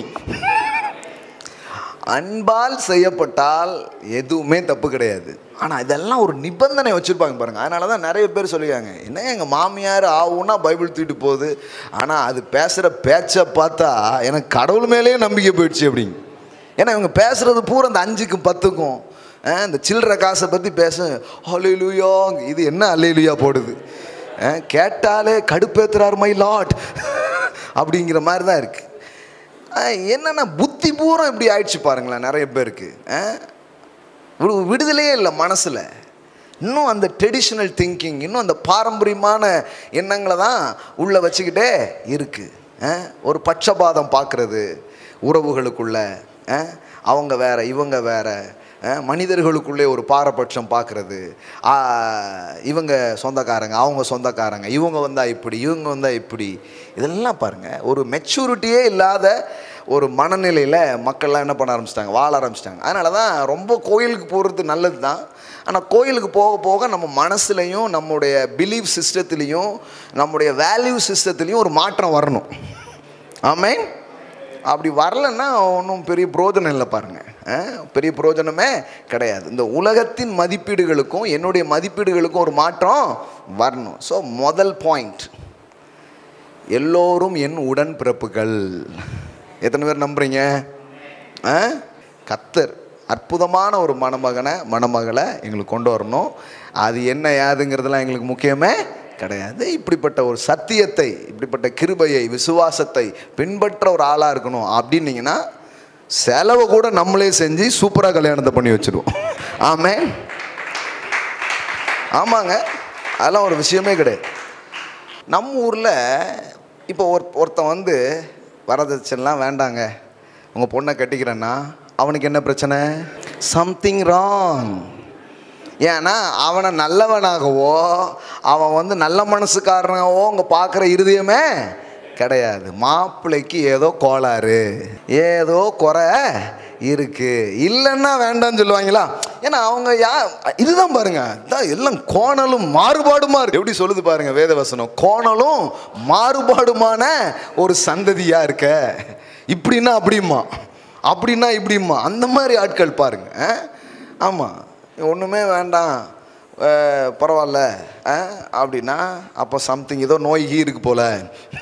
அந்த நல்ல ஆளை அப்படிலாம் என்னெல்லாமோ யோசிக்கணும்னு என்ன பண்ணிடுவாங்க, யோசிக்க வச்சிருவாங்க. அப்போ அதுவும் புரியணும் பாருங்கள். கர்த்தர் வந்து இப்படி ஒரு சில திருமணங்கள்லாம் நான் அப்படி கேள்விப்பட்டேன், ரொம்ப சந்தோஷமாக இருந்துச்சு. அப்படிலாம் பேசவே இல்லை, ஒன்றுமே இல்லைங்க, என்ன வந்ததுன்னு தெரியாது, என்ன போச்சுன்னே தெரியாது, சந்தோஷமாக இருக்கிறாங்க அப்படிங்கிற ஃபேமிலிஸ்லாம் இருக்குதுங்க. கர்த்தர் அந்த மாதிரிலாம் நிறைய பேரை எழுப்பி இருக்கிறார். கேட்கும்போது ரொம்ப சந்தோஷமாக இருக்குது. சில பேர் இருக்கிறாங்க, அவங்கள்ட்ட பேசிட்டா நல்லதுன்னு நினைக்கிறேன். ஏன்னா அவங்க ஆரம்பிக்கும் போது எங்களுக்கா பண்ண போகிறீங்க, உங்கள் பொண்ணுக்கு அது எதுனாலும் போடுங்க அப்படிம்பாங்க. அப்புறம் போடுன்னு போடுவாங்க பாருங்க, மெதுவாக ஆரம்பிப்பாங்க. ஒன்றும் வேண்டாம், நாங்கள் ஒன்றும் பெருசாக கேட்கல, இந்த ஓப்பனாக கேட்குற ஆள் கூட கொஞ்சம் பரவாயில்ல. சிலர் வந்து அப்படியே வேண்டாங்கிற பேரில் அப்படியே லிஸ்ட்டு போகும் பார்க்கணும். தயவுசெய்து நீங்கள் சொல்லிவிடுங்க, அதுவே எவ்வளவோ பெட்டரு அப்படிங்கிற மாதிரி இருக்கும். அதனால் இந்த திருமணம்னு வரும்பொழுது, சமூகத்தின் வாழ்க்கைன்னு வரும்பொழுது, இந்த அவன் யார், இவங்க யார், இது என்னத்தை நீங்கள் என்னைக்கு தூக்கி போடுறீங்களோ அன்றைக்கி தான் உண்மையான தேவனுடைய வழியிலே தேவனை பின்பற்றுகிற கிறிஸ்தவங்களாக நீங்கள் இருக்கிறீங்க. ஆமென். சமூகத்தில் அப்படி இருக்குதாங்கிறது தெரியாது. சமூகத்தில் வந்து பாடப்புஸ்தகத்தில் போட்டிருக்கோம், ஜாதிகள் இல்லையடி பாப்பா. இதுக்கு விளக்கம் புரியலையா? அப்போ கோனார் உரை வாங்கிப்படி.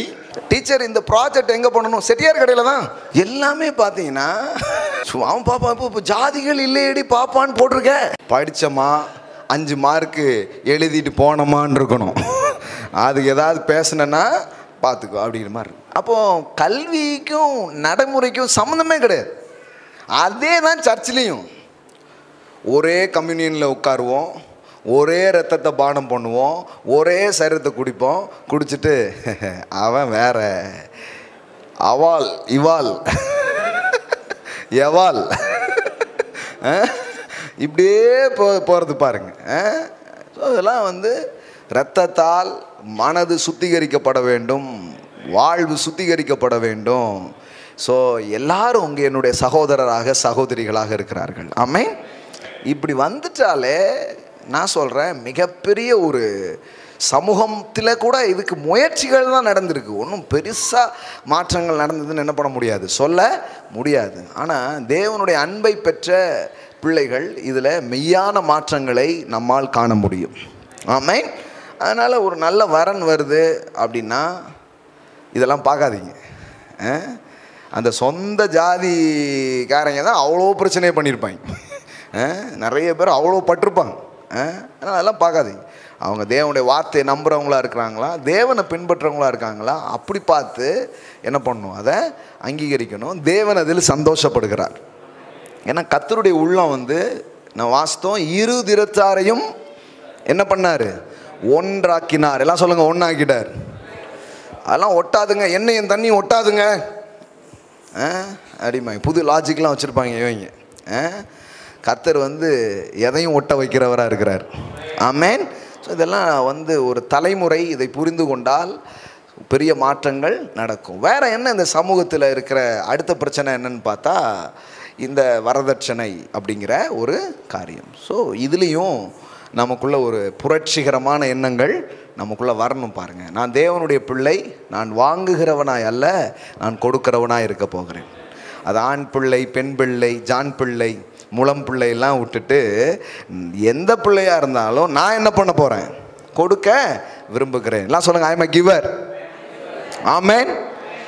வாங்குவதை பார்க்கிலும் கொடுப்பதே பாக்கியம். எல்லாம் சொல்லுங்க, பாக்கியம்.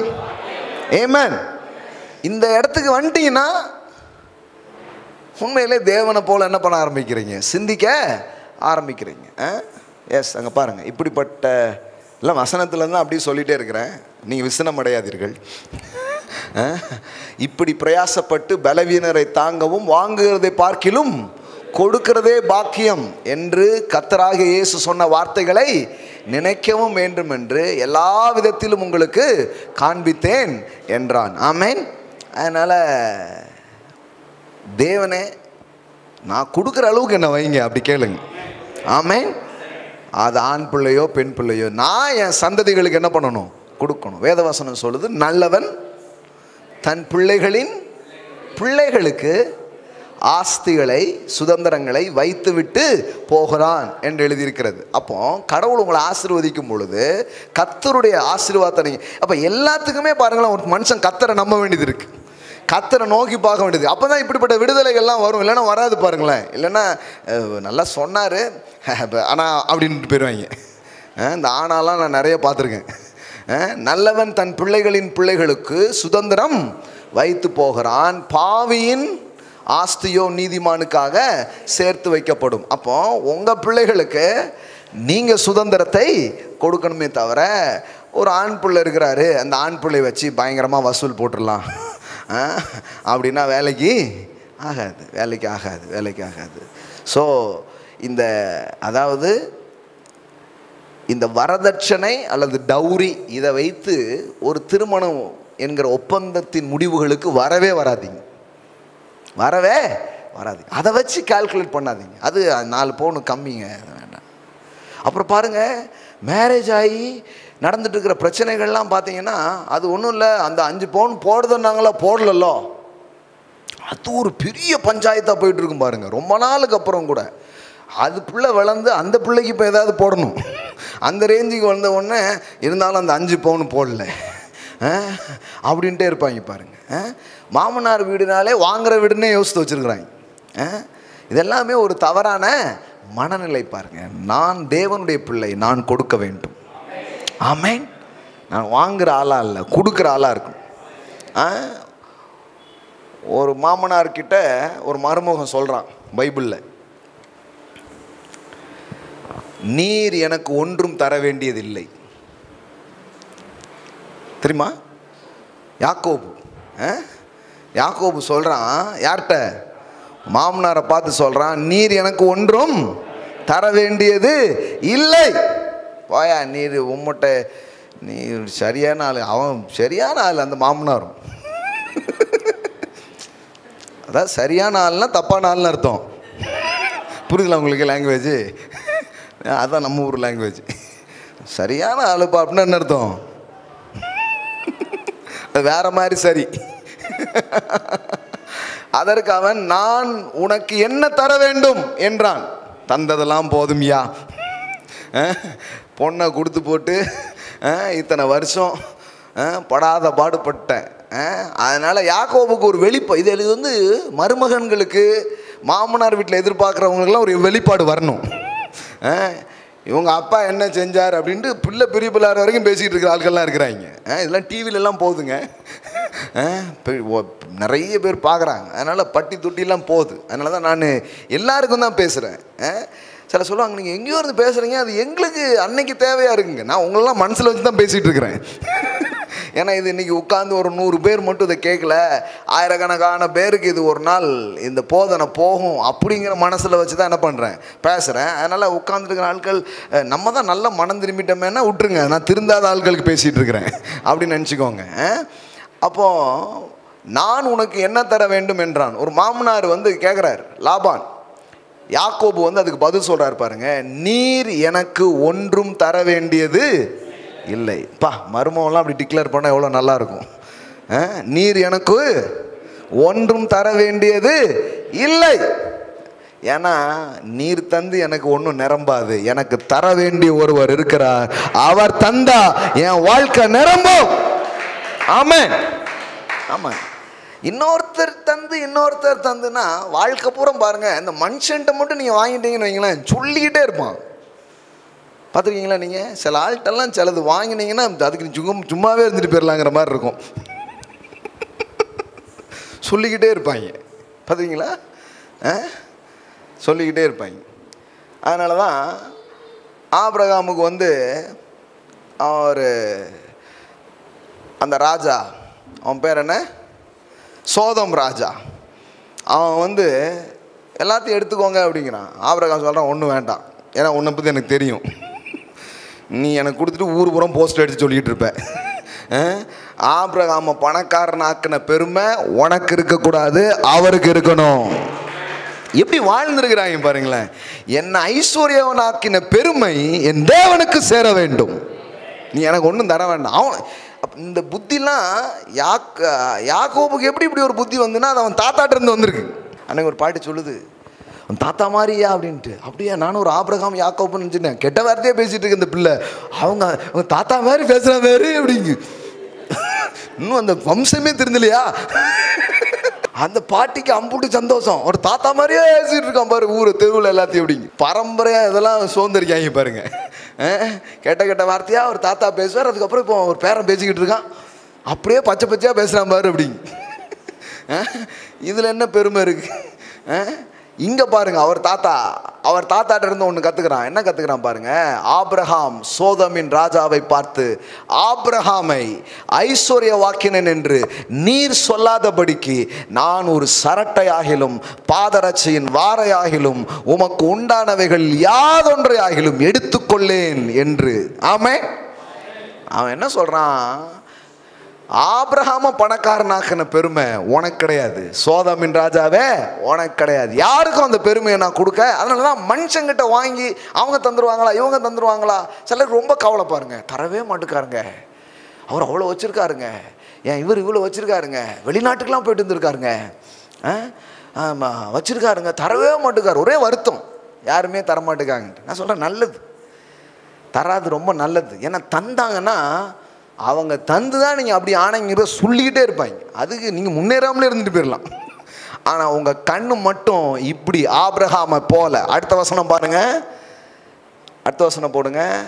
நீ தந்து நான் பெரிய ஆளாகக்கூடாது, வானத்தையும் பூமியையும் உடையவராகிய உன்னதமான தேவனாகிய கர்த்தருக்கு நேராக என் கைகளை உயர்த்துகிறேன். ஆமென். நான் என் கண்ணை எங்கே வைக்க போகிறேன்னா, சோதம் ராஜா உன்கிட்ட நான் வைக்க விரும்பலை. என் கண்ணை எங்கே வைக்க விரும்புகிறேன்? வானத்தையும் பூமியையும் உடையவராகிய உன்னதமான தேவனாகிய கர்த்தர். He is a possessor of heaven and earth. அப்படின்னா என்ன? வானம் அவருடையது, பூமி அவருடையது, இதனுடைய நிறைவுகள் எல்லாம் அவருக்கு சொந்தம். அவருக்கு நேராக என் கையை உயர்த்துறேன். எல்லாம் சொல்லுங்க, அவருக்கு நேராக கையை உயர்த்துறேன். ஆமென். சிலர் கை தப்பான இடத்துக்கு போகிறதுக்கு காரணம் இங்கே எப்படி உயர்த்தணும்னு தெரியாதனால தான். ஆமென். ஒருத்தர் சொல்கிறாரு, அவர் டேபிளுக்கு மேலே வாங்கினதுனால கீழே வாங்கினது தான் நிறைய. அப்போ அந்த கையெல்லாம் ஏன் கீழே போச்சு? ஏன்னா இப்படி உயர்த்தி வாழ முடியும் என்பது தெரியவில்லை. ஐயோ பாவம், ஐயோ பாவம். ஆமாம், தெரியல. அதனால் அப்போ மட்டமான ஒரு வாழ்க்கை தானே வாழ முடியும். இது தெரிஞ்சால் தரமான வாழ்க்கை வாழலாம்.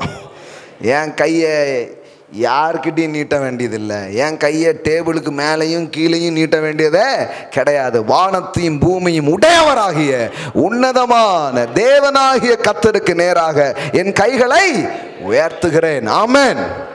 எப்படி பாருங்க, பைபிள் சொல்லுகிறது, இந்த ஆபிரகாம் பூமி தாங்கக்கூடாத அளவு சொத்தையும் சுதந்திரத்தையும் உடையவனாக வாழ்ந்தான். அவன் ஓட்டாண்டியா வாழலை. கடவுளை நம்பி ஒருத்தன் ஓட்டாண்டியா வாழ்ந்தான்னு பைபிளில் போடல. வேதவசனம் சொல்லுது, ஆபிரகாமின் செல்வங்கள் பூமி தாங்கக்கூடாது இருந்தது. ஆமென். அந்த அளவுக்கு வெல்த்தியஸ்ட் பர்சனாக அவன் இருக்கிறான். அந்த ஊர்லேயே பெரிய பணக்காரனாக இருக்கிறான். ஏன்னா அவன் சோதாமின் ராஜாவை நம்பி இல்லை, வானத்துக்கும் பூமிக்கும் ராஜாவாக இருந்ததை நம்பி. ஆமென். அப்போ இதே தாட், இதே ஹேபிட், இதே சிந்தனை இப்போ யாருக்கு வருது? யாக்கோபுக்கு வருது. சூப்பர். தாத்தா கிட்ட இருந்து அற்புதமாக உன்னை கற்றுக்கிட்டான். ஆமென். இப்போ அதே ஆபிரகாமின் சந்ததி யாக்கோபு இப்போ சொல்கிறாரு, நீர் எனக்கு ஒன்றும் மாமனாரே, இனிமேல் உங்ககிட்ட இருந்து நான் எதிர்பார்க்க போகிறதே கிடையாது. 14 வருஷம் வனவாசம் மாதிரி போயிட்டு உம்மை நம்பி நான் வெட்கப்பட்டது போதும். ஆனால் இப்போ நான் அவரை நம்ப போகிறேன். ஏன்னா நான் வரும்போதே ஒருத்தர்கிட்ட பேசிட்டு வந்தேன், இடையில கொஞ்சம் மிஸ் ஆகிட்டு, இப்போ மறுபடியும் அவர்கிட்ட பேச போகிறேன். ஏன்னா கோலும் கையுமாக வந்த என்னை திரும்பும்போது 2 பரிவாரங்களோடு அவர் என்னை அனுப்புவார். ஆகையால் அவருக்கு நேராக என் கைகளை நான் ஏறெடுக்க போகிறேன். ஆமென். நான் இந்த ரிச்னஸ் பற்றி பேசும்போது, ப்ராஸ்பரிட்டி பற்றி பேசும்போது ரொம்ப முக்கியமாக சொல்கிறது என்னென்னா, உங்கள் இருதயம் தேவனுக்கு நேராக திரும்புது பாருங்கள், அதுதான் ப்ராஸ்பரிட்டி ஓப்பன் பண்ணுது. ஆமென். அவர் தருவார், இவர் தருவார், எல்லாரையும் தர அவர் வைப்பார், அது வேற கதை. புரியுதா உங்களுக்கு? எதிரிகள் கூட கொடுத்துட்டு போயிடுவாங்க.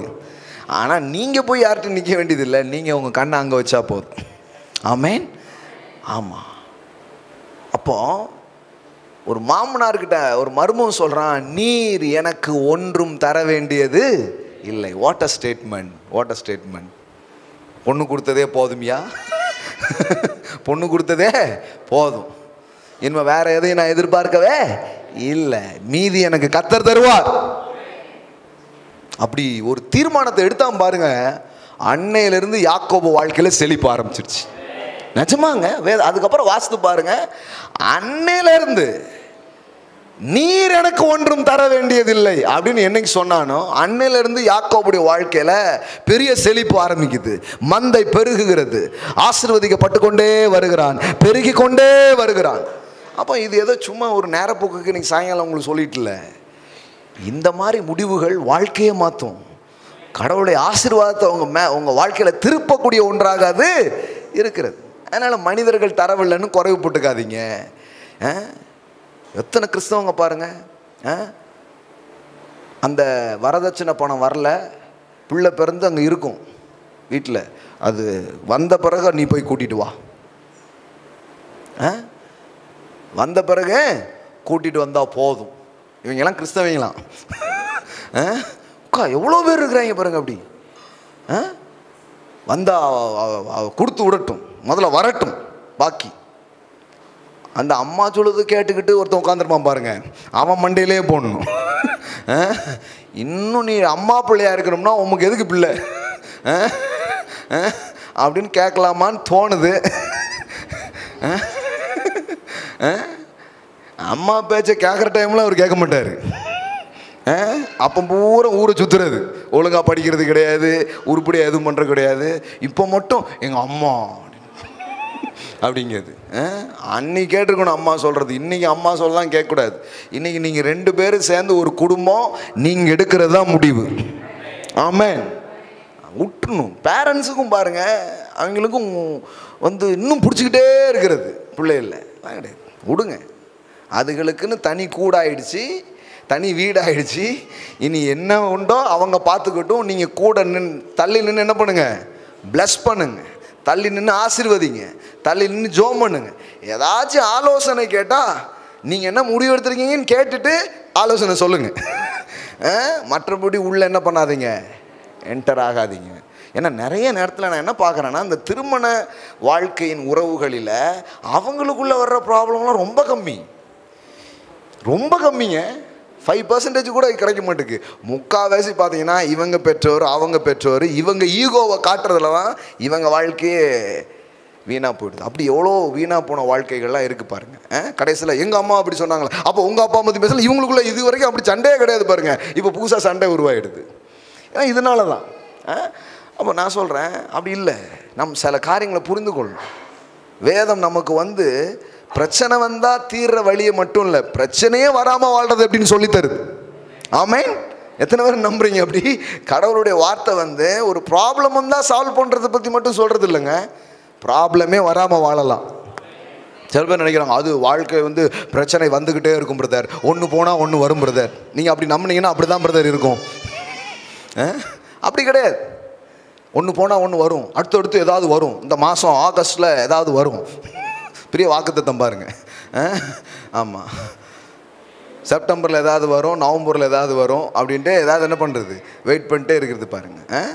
அப்படி கிடையாது. கடவுளுடைய வார்த்தையை நீங்கள் நம்பினீங்கன்னா பிரச்சனைலாம் தூரமாக போயிடும். தாவீது சொல்கிறான், நான் நெருக்கத்தில் இருந்தேன், என்னை விசாலத்தில் கொண்டு வந்தீர். ஆமென். உம்முடைய வசனங்கள் எனக்கு விளங்கினதினாலே என் பாதை இப்பொழுது அகலமாகி விட்டது என்று சொல்லுகிறான். நடக்கும் பாதையை அகலமாக்கி விட்டீர்.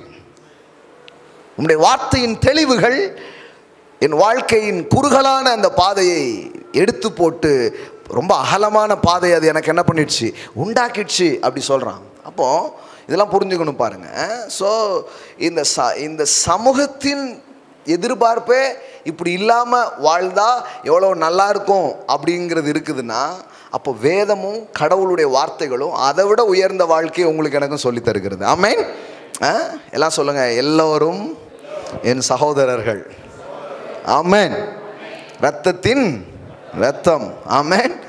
ஆமாம், ஒரே இரத்தத்தால் என்ன பண்ணியிருக்கிறாரு, தோன்ற பண்ணியிருக்கிறார். பவுல் சொல்லுகிறார், மாம்சத்தின்படி ஒருவனையும் அறியேன்.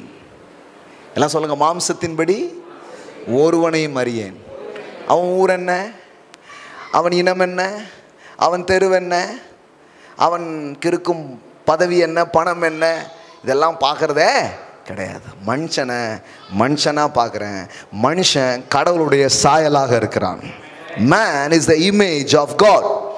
ஸோ நான் எந்த மனுஷனையும் பார்க்கும்போது அவனுக்கு ஒரு பேக்ரவுண்டு ஃபிட் பண்ணி நான் பார்க்க விரும்பலை. அவனை கல்வாரிக்குள்ளாக, இரத்தத்திற்குள்ளாக, தேவ கிருபைக்குள்ளாக நின்று கொண்டு அவனை என்னுடைய சகோதரனாய் சகோதரியாய் நான் பார்க்க போகிறேன். ஆமென். இந்த பார்வை ரொம்ப ரொம்ப முக்கியம் பாருங்க. அப்போஸ்தலனாகிய பவுல் சொல்றாரு, மாம்சத்தின்படி நான் ஒருவனையும் அறியேன். இப்போ நிறைய பேர் கேட்குறாங்க, என்னங்க இப்படி பைபிளில் இருக்கும்னா அப்போ கிறிஸ்தவத்துக்குள்ளே ஏன் இவ்வளோ வருடங்களாக இந்த ஜாதி இருந்துக்கிட்டே இருக்குது அப்படிங்கிறாங்க. ஏன்னா இது யாரும் ஒன்றும் பெருசாக எடுத்து பேசலை, இதுக்கான விதைகளை விதைக்கலை, இதுக்கான வாய்ப்புகளை அவங்களே உருவாக்கி கொடுக்கல. ஏன்னா இப்படி பிரிஞ்சு இருக்கிறதுல அவங்களுக்கு ரொம்ப ஆதாயம். இப்போ திருநெல்வேலியில் எடுத்துக்கிட்டிங்கன்னா சொல்லப்படாமலேயே ஒரு கூட்டம் சேரும்.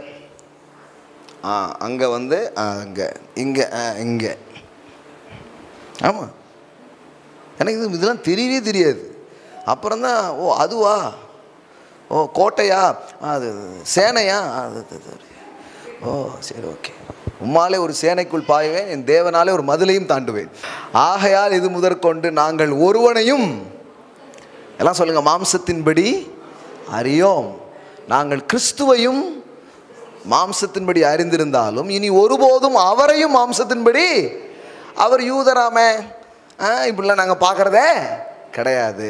ஏன்னா அது தேவன் உண்டாக்குன அடையாளமே இல்லை. இந்த புரிதலுக்குள்ளே வந்துச்சுன்னா நம்மளை யார் கிண்டல் பண்ண போகிறா, நம்மளை யார் கேலி பண்ண போகிறா, நம்மளை யாரும் பண்ணவே முடியாது. ஏன்னா இது தேவன் உண்டாக்கின அழகான ஒரு காரியமாக இருக்கிறது. அதனால் நீங்கள் எதையும் இழந்து போயிடுவீங்கிறதும் இல்லை. இப்படி பார்த்தா அப்போ நம்ம கீழே போயிட மாட்டோமா? நீங்கள் கீழே போயிடுவீங்கன்னு நினைக்கிறீங்க, உங்களுக்கு மேலே 2 பேர் இருக்கிறதா நினச்சிக்கிட்டு இருக்கிறாங்க. அதனால் எல்லாரையும் கூப்பிட்டு ஒரே லைனில் நுப்பாட்டிட்டார். ஆமென். கீழே மேலெல்லாம் கிடையாதுப்பா தம்பி, எல்லாருமே எங்கே வந்துட்டீங்க, ஒரே லைனில் வந்துட்டீங்க. வேதவசனம் சொல்லுது, தேவனே இந்த பூமியில் மனிதனான போது மனிதனை பார்த்து சகோதரன் என்று சொல்ல அவர் வெட்கப்படவில்லை. ஆமென். வேதவசனம் சொல்லுதுங்க, எபிரேயரில் வாசிக்கிறோம், நம்மை சகோதரர் என்று சொல்வதற்கு அவர் என்ன பண்ணலையா, வெட்கப்படவில்லை. நாம் பாவிகளாக இருந்தோம், நமக்குள் குற்றங்கள் இருந்தது, நமக்குள் குறைவுகள் இருந்தது, நமக்குள் எத்தனையோ பலவீனங்கள் இருந்தது, நமக்குள் எத்தனையோ மாற்றங்கள் தேவைப்பட்டது. ஆனால் கூட நாம் யார் அப்படின்னு நம்மளை அளந்துக்கிட்டு இல்லை. அவர் எப்படி நம்மளை பார்த்தார்னா, சகோதரனாக சகோதரியாக பார்த்தார், தேவனுடைய பிள்ளையாக பார்த்தார், தன்னோடு உடன் சுதந்திரவாளியாக அவர் பார்த்தார். ஆகையினால் வேதம் சொல்லுகிறது, அவர் நம்மை சகோதரர் என்று சொல்ல வெட்கப்படவில்லை. ஆமென். அப்போ தேவனே அப்படி தான் இருக்கிறாரு, கிறிஸ்துவே அப்படி தான் இருக்கிறாரு. அந்த மனோபாவம் நமக்குள்ள ஆழமாக என்ன பண்ணணும், விதைக்கப்படணும். விதைக்கப்பட்டால் அப்புறம் எப்படி ருத்திர தாண்டவம்லாம் வராது. ஆமென். ஆமாம், அவங்க ஏதாவது சொல்கிறதுக்கு அங்கே எந்த வாய்ப்புமே இருக்காது பாருங்க. மனசுக்குள்ளே இதை ரொம்ப ஆழமாக வைங்க. அடுத்தது இந்த வரதட்சணை, இந்த குப்பையும் தூக்கி தூர போடணும். இது போட்டி தான் நடக்கணும். ஒரு டைமில் எடுத்துக்கொள்றதுக்கு போட்டி ஏசாவுக்கும் யாக்கோபுக்கும். ஆனால் கடவுளின் ஆசீர்வாதத்தை யாக்கோபு சந்தித்து விட்ட பிறகு இப்போ ஒரு போட்டி. என்ன போட்டி தெரியுமா? அப்பொழுது அவன் எனக்கு எதிர்கொண்டு வந்த அந்த மந்தையெல்லாம் என்னத்துக்கு என்றான். அதற்கு அவன், என் ஆண்டவனுடைய கண்களில் எனக்கு தயவு கிடைக்கிறதுக்கு என்றான். அதற்கு ஏசா, என் சகோதரனே, எனக்கு போதுமானது உண்டு, உன்னுடையது உனக்கு இருக்கட்டும் என்றான். அதற்கு யாக்கோபு, அப்படி அல்ல, உம்முடைய கண்களில் எனக்கு தயவு கிடைத்ததானால் என் வெகுமதியை என் கையிலிருந்து ஏற்றுக்கொள்ளும். பாருங்க, ஒரு நேரம் எடுக்கிறதுக்கு ஒரு போட்டி நடந்துச்சு. அப்பா சொத்து யாருக்கு, எப்படி அப்பா சொத்தை ஆட்டையை போடலாம், ஆசீர்வாதத்தை எப்படி திருட்டுத்தனமாக வாங்கிடலாங்கிறத போட்டி நடந்துட்டு இருந்து. கரெக்டா? ஆனால் இப்போ என்ன போட்டி நடக்குது? இப்பவும் போட்டி தான் நடக்குது. என்ன போட்டி? வச்சுக்கோயேன், நீ வச்சுக்கோயேன், இல்லை நான் தான் கொடுப்பேன் பில்லை. கடவுள் ஆசீர்வதிச்சா இப்படி நல்ல போட்டிகள் நம் உறவுகளுக்கு நடுவில் வர ஆரம்பிச்சுடுங்க. ஆமென். இதெல்லாம் என்னங்க இருக்குது? நான் கொடுத்துட்றேன், நான் கொடுத்தானே. இது சும்மா அப்படி மேப்போக்கா நடக்கும். அப்புறம் நான் தான் பில்லை பே பண்ணேன், கொடுத்துறேன்னு சொன்னேன், பேச்சுக்கு கொடுங்கன்ட்டாங்க. நம்ம ஊரில் எல்லாமே அப்படி சொல்லி பார்ப்பாங்க. அது மாதிரி தான் நான் கொடுத்துட்றேண்ணே அப்படிமா. சில அப்படியா, சரி நீங்கள் கொடுத்துருங்க அப்படின்றாங்க. அச்சுச்சோ, அவசரப்பட்டு சொல்லி 5000 பில்லை கட்ட வேண்டியதாகி போச்சு. இதெல்லாம் சும்மா மேம்போக்காக நடக்கும். இது அந்த மாதிரி இல்லை, இது ரியலாகவே ஆண்டவர் பண்ணுறாரு. அதற்கு யாக்கோபு, அப்படி அல்ல, உம்முடைய கண்களில் எனக்கு தயவு கிடைத்ததானால் என் வெகுமதியை என் கையிலிருந்து ஏற்றுக்கொள்ளும். நீர் என் மேல் பிரியமானீர், நான் உம்முடைய முகத்தை கண்டது தேவனுடைய முகத்தை கண்டது போல் இருக்கிறது. ஆமென். போட்டி நடக்குது பாருங்க. அண்ணா எடுத்துக்கோங்க, தம்பி எனக்கு இருக்குதுப்பா, இல்லைண்ணா நீங்க வாங்கிக்கோங்க, இல்லை தம்பி எனக்கு இருக்கு அப்படிங்க, இல்லை நீங்க வாங்கினாதான் எனக்கு சந்தோஷம். எப்படி ஆயிடுச்சு பாருங்களேன். கூலை கொடுத்து சொத்தை எழுதி வாங்கி இவனை ஏமாத்திட்டான். இவனுக்கு கூழ் குடிக்கிற இதில் எழுதி கொடுத்துட்டான். அதுக்கப்புறம் எடுடா அருவால, எவன்டா என்னை ஏமாத்துறான். அப்படி பிரிஞ்சு போன சகோதரர்கள் இப்போ எப்படி ஆயிட்டாங்க பாருங்க. முத்துக்கு முத்தாக பாட்டே மாறுது பாருங்க. முதல்ல போகும்போது வேற பாட்டு, ஊரை தெரிஞ்சுக்கிட்டேன் உலகம் புரிஞ்சுக்கிட்டேன் கண்மணி, எல்லாரும் ஏமாத்தி போட்டாங்க. அப்படி பாட்டு படிச்சுட்டு போயிருந்த டைமு. இப்போ என்ன ஆயிடுச்சு? இப்போ சேர்ந்துட்டாங்க. ஆமாம், அண்ணன் தம்பி பிறந்து வந்தோம் கண்ணுக்கு கண்ணாக. கண்ணு கலங்குது சீனை பார்த்தா. யாக்கோபால ஏசால அப்படியே சீனே வேற மாதிரி ஆகுதுங்க. கர்த்தர் தான் இந்த மாதிரி சீன்லாம் செட் பண்ண முடியுங்க. தேவன் கிரியை செய்யும் போது உங்க உறவுகளில் இப்படிப்பட்ட சீனாலாம் அவர் செட் பண்ணுவார். ஆமென். ஹல்லேலூயா. இல்லை, சில நேரம் நம்ம இந்த சினிமான்றது அப்படி கிடையாது. சம்டைம்ஸு சில வரிகள் நமக்கு வரமாட்டுக்கு. நம்ம யார் இப்படி உறவுகள் சம்மந்தமாக என்ன பாட்டு எழுதியிருக்கோம் சொல்லுங்கள். கிறிஸ்தவத்துலேருந்து ஒரு உறவுகளுக்கு ஒரு பாட்டு படிக்க பார்ப்போம், யோசிங்க பாருங்க. ஏன்னா பாட்டு இல்லை. அப்போ அந்த சீன் அப்படி தான் ஆகுது பாருங்களேன். பிரிந்த சகோதரர்கள், அது வரைக்கும் பொருளுக்காக ஒருவர் பகைத்த சகோதரர்கள், தகப்பனுடைய சொத்து மேலே ஆசைப்பட்டு அப்படி இப்படின்னு என்னெல்லாமோ யோசித்த சகோதரர்கள் இப்போ எப்படி ஆகுது பாருங்க. உன்னை பார்த்தது தேவனையே பார்த்த மாதிரி இருக்கு. அண்ணனை பார்த்து சொல்கிறான், கடவுளை பார்த்த மாதிரி இருக்குண்ணே உன்னை பார்த்தது, நீ தானே மூத்தவன் அப்படின்னா.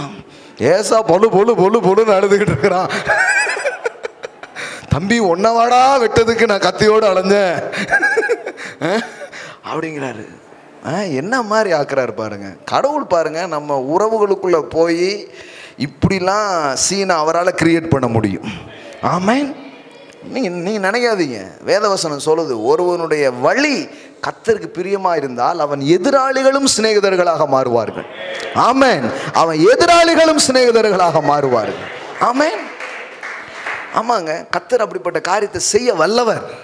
உறவு பின்னலை ஏற்படுத்த வல்லவர். உறவுகள்லாம் உடஞ்சி போனது என்ன பெரிய காரணம் நீங்கள் யோசிச்சு பாருங்க. முக்காவாசி இந்த காசு, இந்த சொத்து இதுவாக தான் இருக்கும். ஒன்றும் இல்லை, வரப்பில் கொஞ்சம் இங்கே இதாகிடுச்சு, வரப்பில் தான் இவ்வளோ முறப்பு.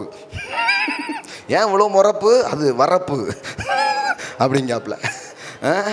கடைசியில் கோர்ட்டில் பேசுவான், இன்னொரு 50 வருடத்திற்கு யாரும் அதை உபயோகப்படுத்தாதீர்கள், போ, உனக்கு வேண்டாம் எனக்கு வேண்டாம். இப்படி தான் நடந்துகிட்ருக்கும். கொஞ்சம் விட்டு கொடுத்துருந்தா அம்புட்டு சொத்தையும் இவங்க அனுபவிச்சிருப்பாங்க. பார்த்துருக்கீங்களா நீங்கள்? இதில் வேலை ஜப குறிப்பு வேறு வரும். பாஸ்டர், கேஸ் நம்ம பக்கம் வரணும், ஒரு ஜபத்தை போடுறீங்களா இல்லையா? வாங்க உங்களுக்கு போடுறேன் நான். கொஞ்சம் இது என்ன பெருசு நீங்கள் சொல்லட்டுமா? நான் உங்களுக்கு இதே வேதத்துலேருந்து உங்களுக்கு காட்டுறேன் பாருங்கள். இதே மாதிரி தான் ஆபிரகாமுக்கும் லோத்துக்கும் ஒரு ப்ராப்ளம் வருது. அவன் வேலைக்காரனுக்கும் இவன் வேலைக்காரனுக்கும் சண்டை. அப்போ கொஞ்சம் பிரச்சனை வருது.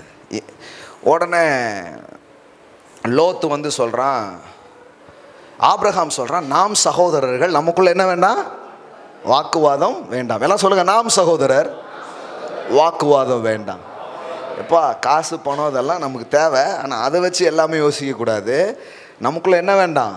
வாக்குவாதம் வேண்டாம், நாம் சகோதரர். பாருங்கள், இதெல்லாம் பைபிளில் இருக்குது, சரிங்களா? யாரும் இந்த மாதிரிலாம் சில நேரம் படிக்கிறதுனால வசனங்கள்லாம் பார்க்குறது நல்லது. ஆபிரகாம் லோத்தை நோக்கி, எனக்கும் உனக்கும் என் மேய்ப்பருக்கும் உன் மேய்ப்பருக்கும் வாக்குவாதம் வேண்டாம், நாம் சகோதரர். இந்த தேசமெல்லாம் உனக்கு முன் இருக்கிறது அல்லவா, நீ என்னை விட்டு பிரிந்து போகலாம். நீ இடதுபுறம் போனால் நான் வலதுபுறம் போகிறேன், நீ வலதுபுறம் போனால் நான் இடதுபுறம் போகிறேன் என்றான். பாருங்க, ஆபிரகாம் எவ்வளோ பெருந்தன்மையாக இருக்கிறான் பாருங்க. டேய் அண்டி பிழைச்சவனே அப்படி சொல்லியிருக்கலாம். உண்மையிலே அவன் அண்டி தான் இவன் பிழைச்சான். இவன் அழைக்கப்பட்டவன் அல்ல. இந்த லோத்து அழைக்கப்பட்டவன் யாரு? ஆபிரகாம். ஆபிரகாம் கூட ஒட்டிட்டு வர போய் தான் இவனுக்கு நன்மையே, இல்லைன்னா இவனுக்கு ஒன்றுமே கிடையாது. இவன் கூட இருந்தனாலே நல்லாயிட்டான். என்ன வேணாலும் இவன் சொல்கிறதுக்கு வாய்ப்பு இருக்குது.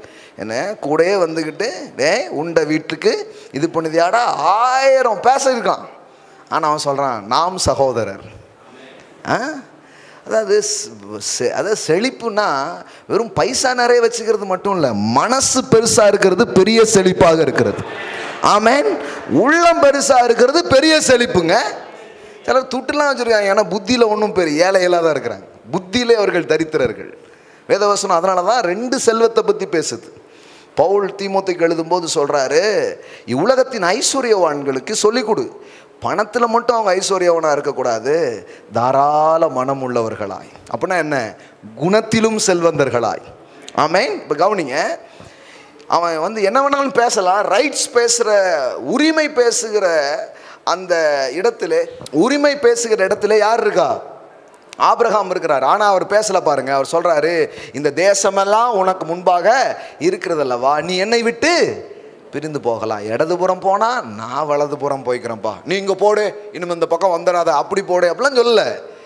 நீ இங்கே போனா நான் அங்கே போகிறேன், நீ வலதுபுறம் போனால் நான் இடதுபுறம் போகிறேன். ஏன்னா ஆபிரகாமுக்கு என்ன தெரியும்னா, நான் எந்த புறம் போகிறேங்கிறது இல்லை, என் கூட யார் வாரா அதுதான் என் ஆசீர்வாதத்துக்கு காரணமாக இருக்க போகிறது. ஆமேன்.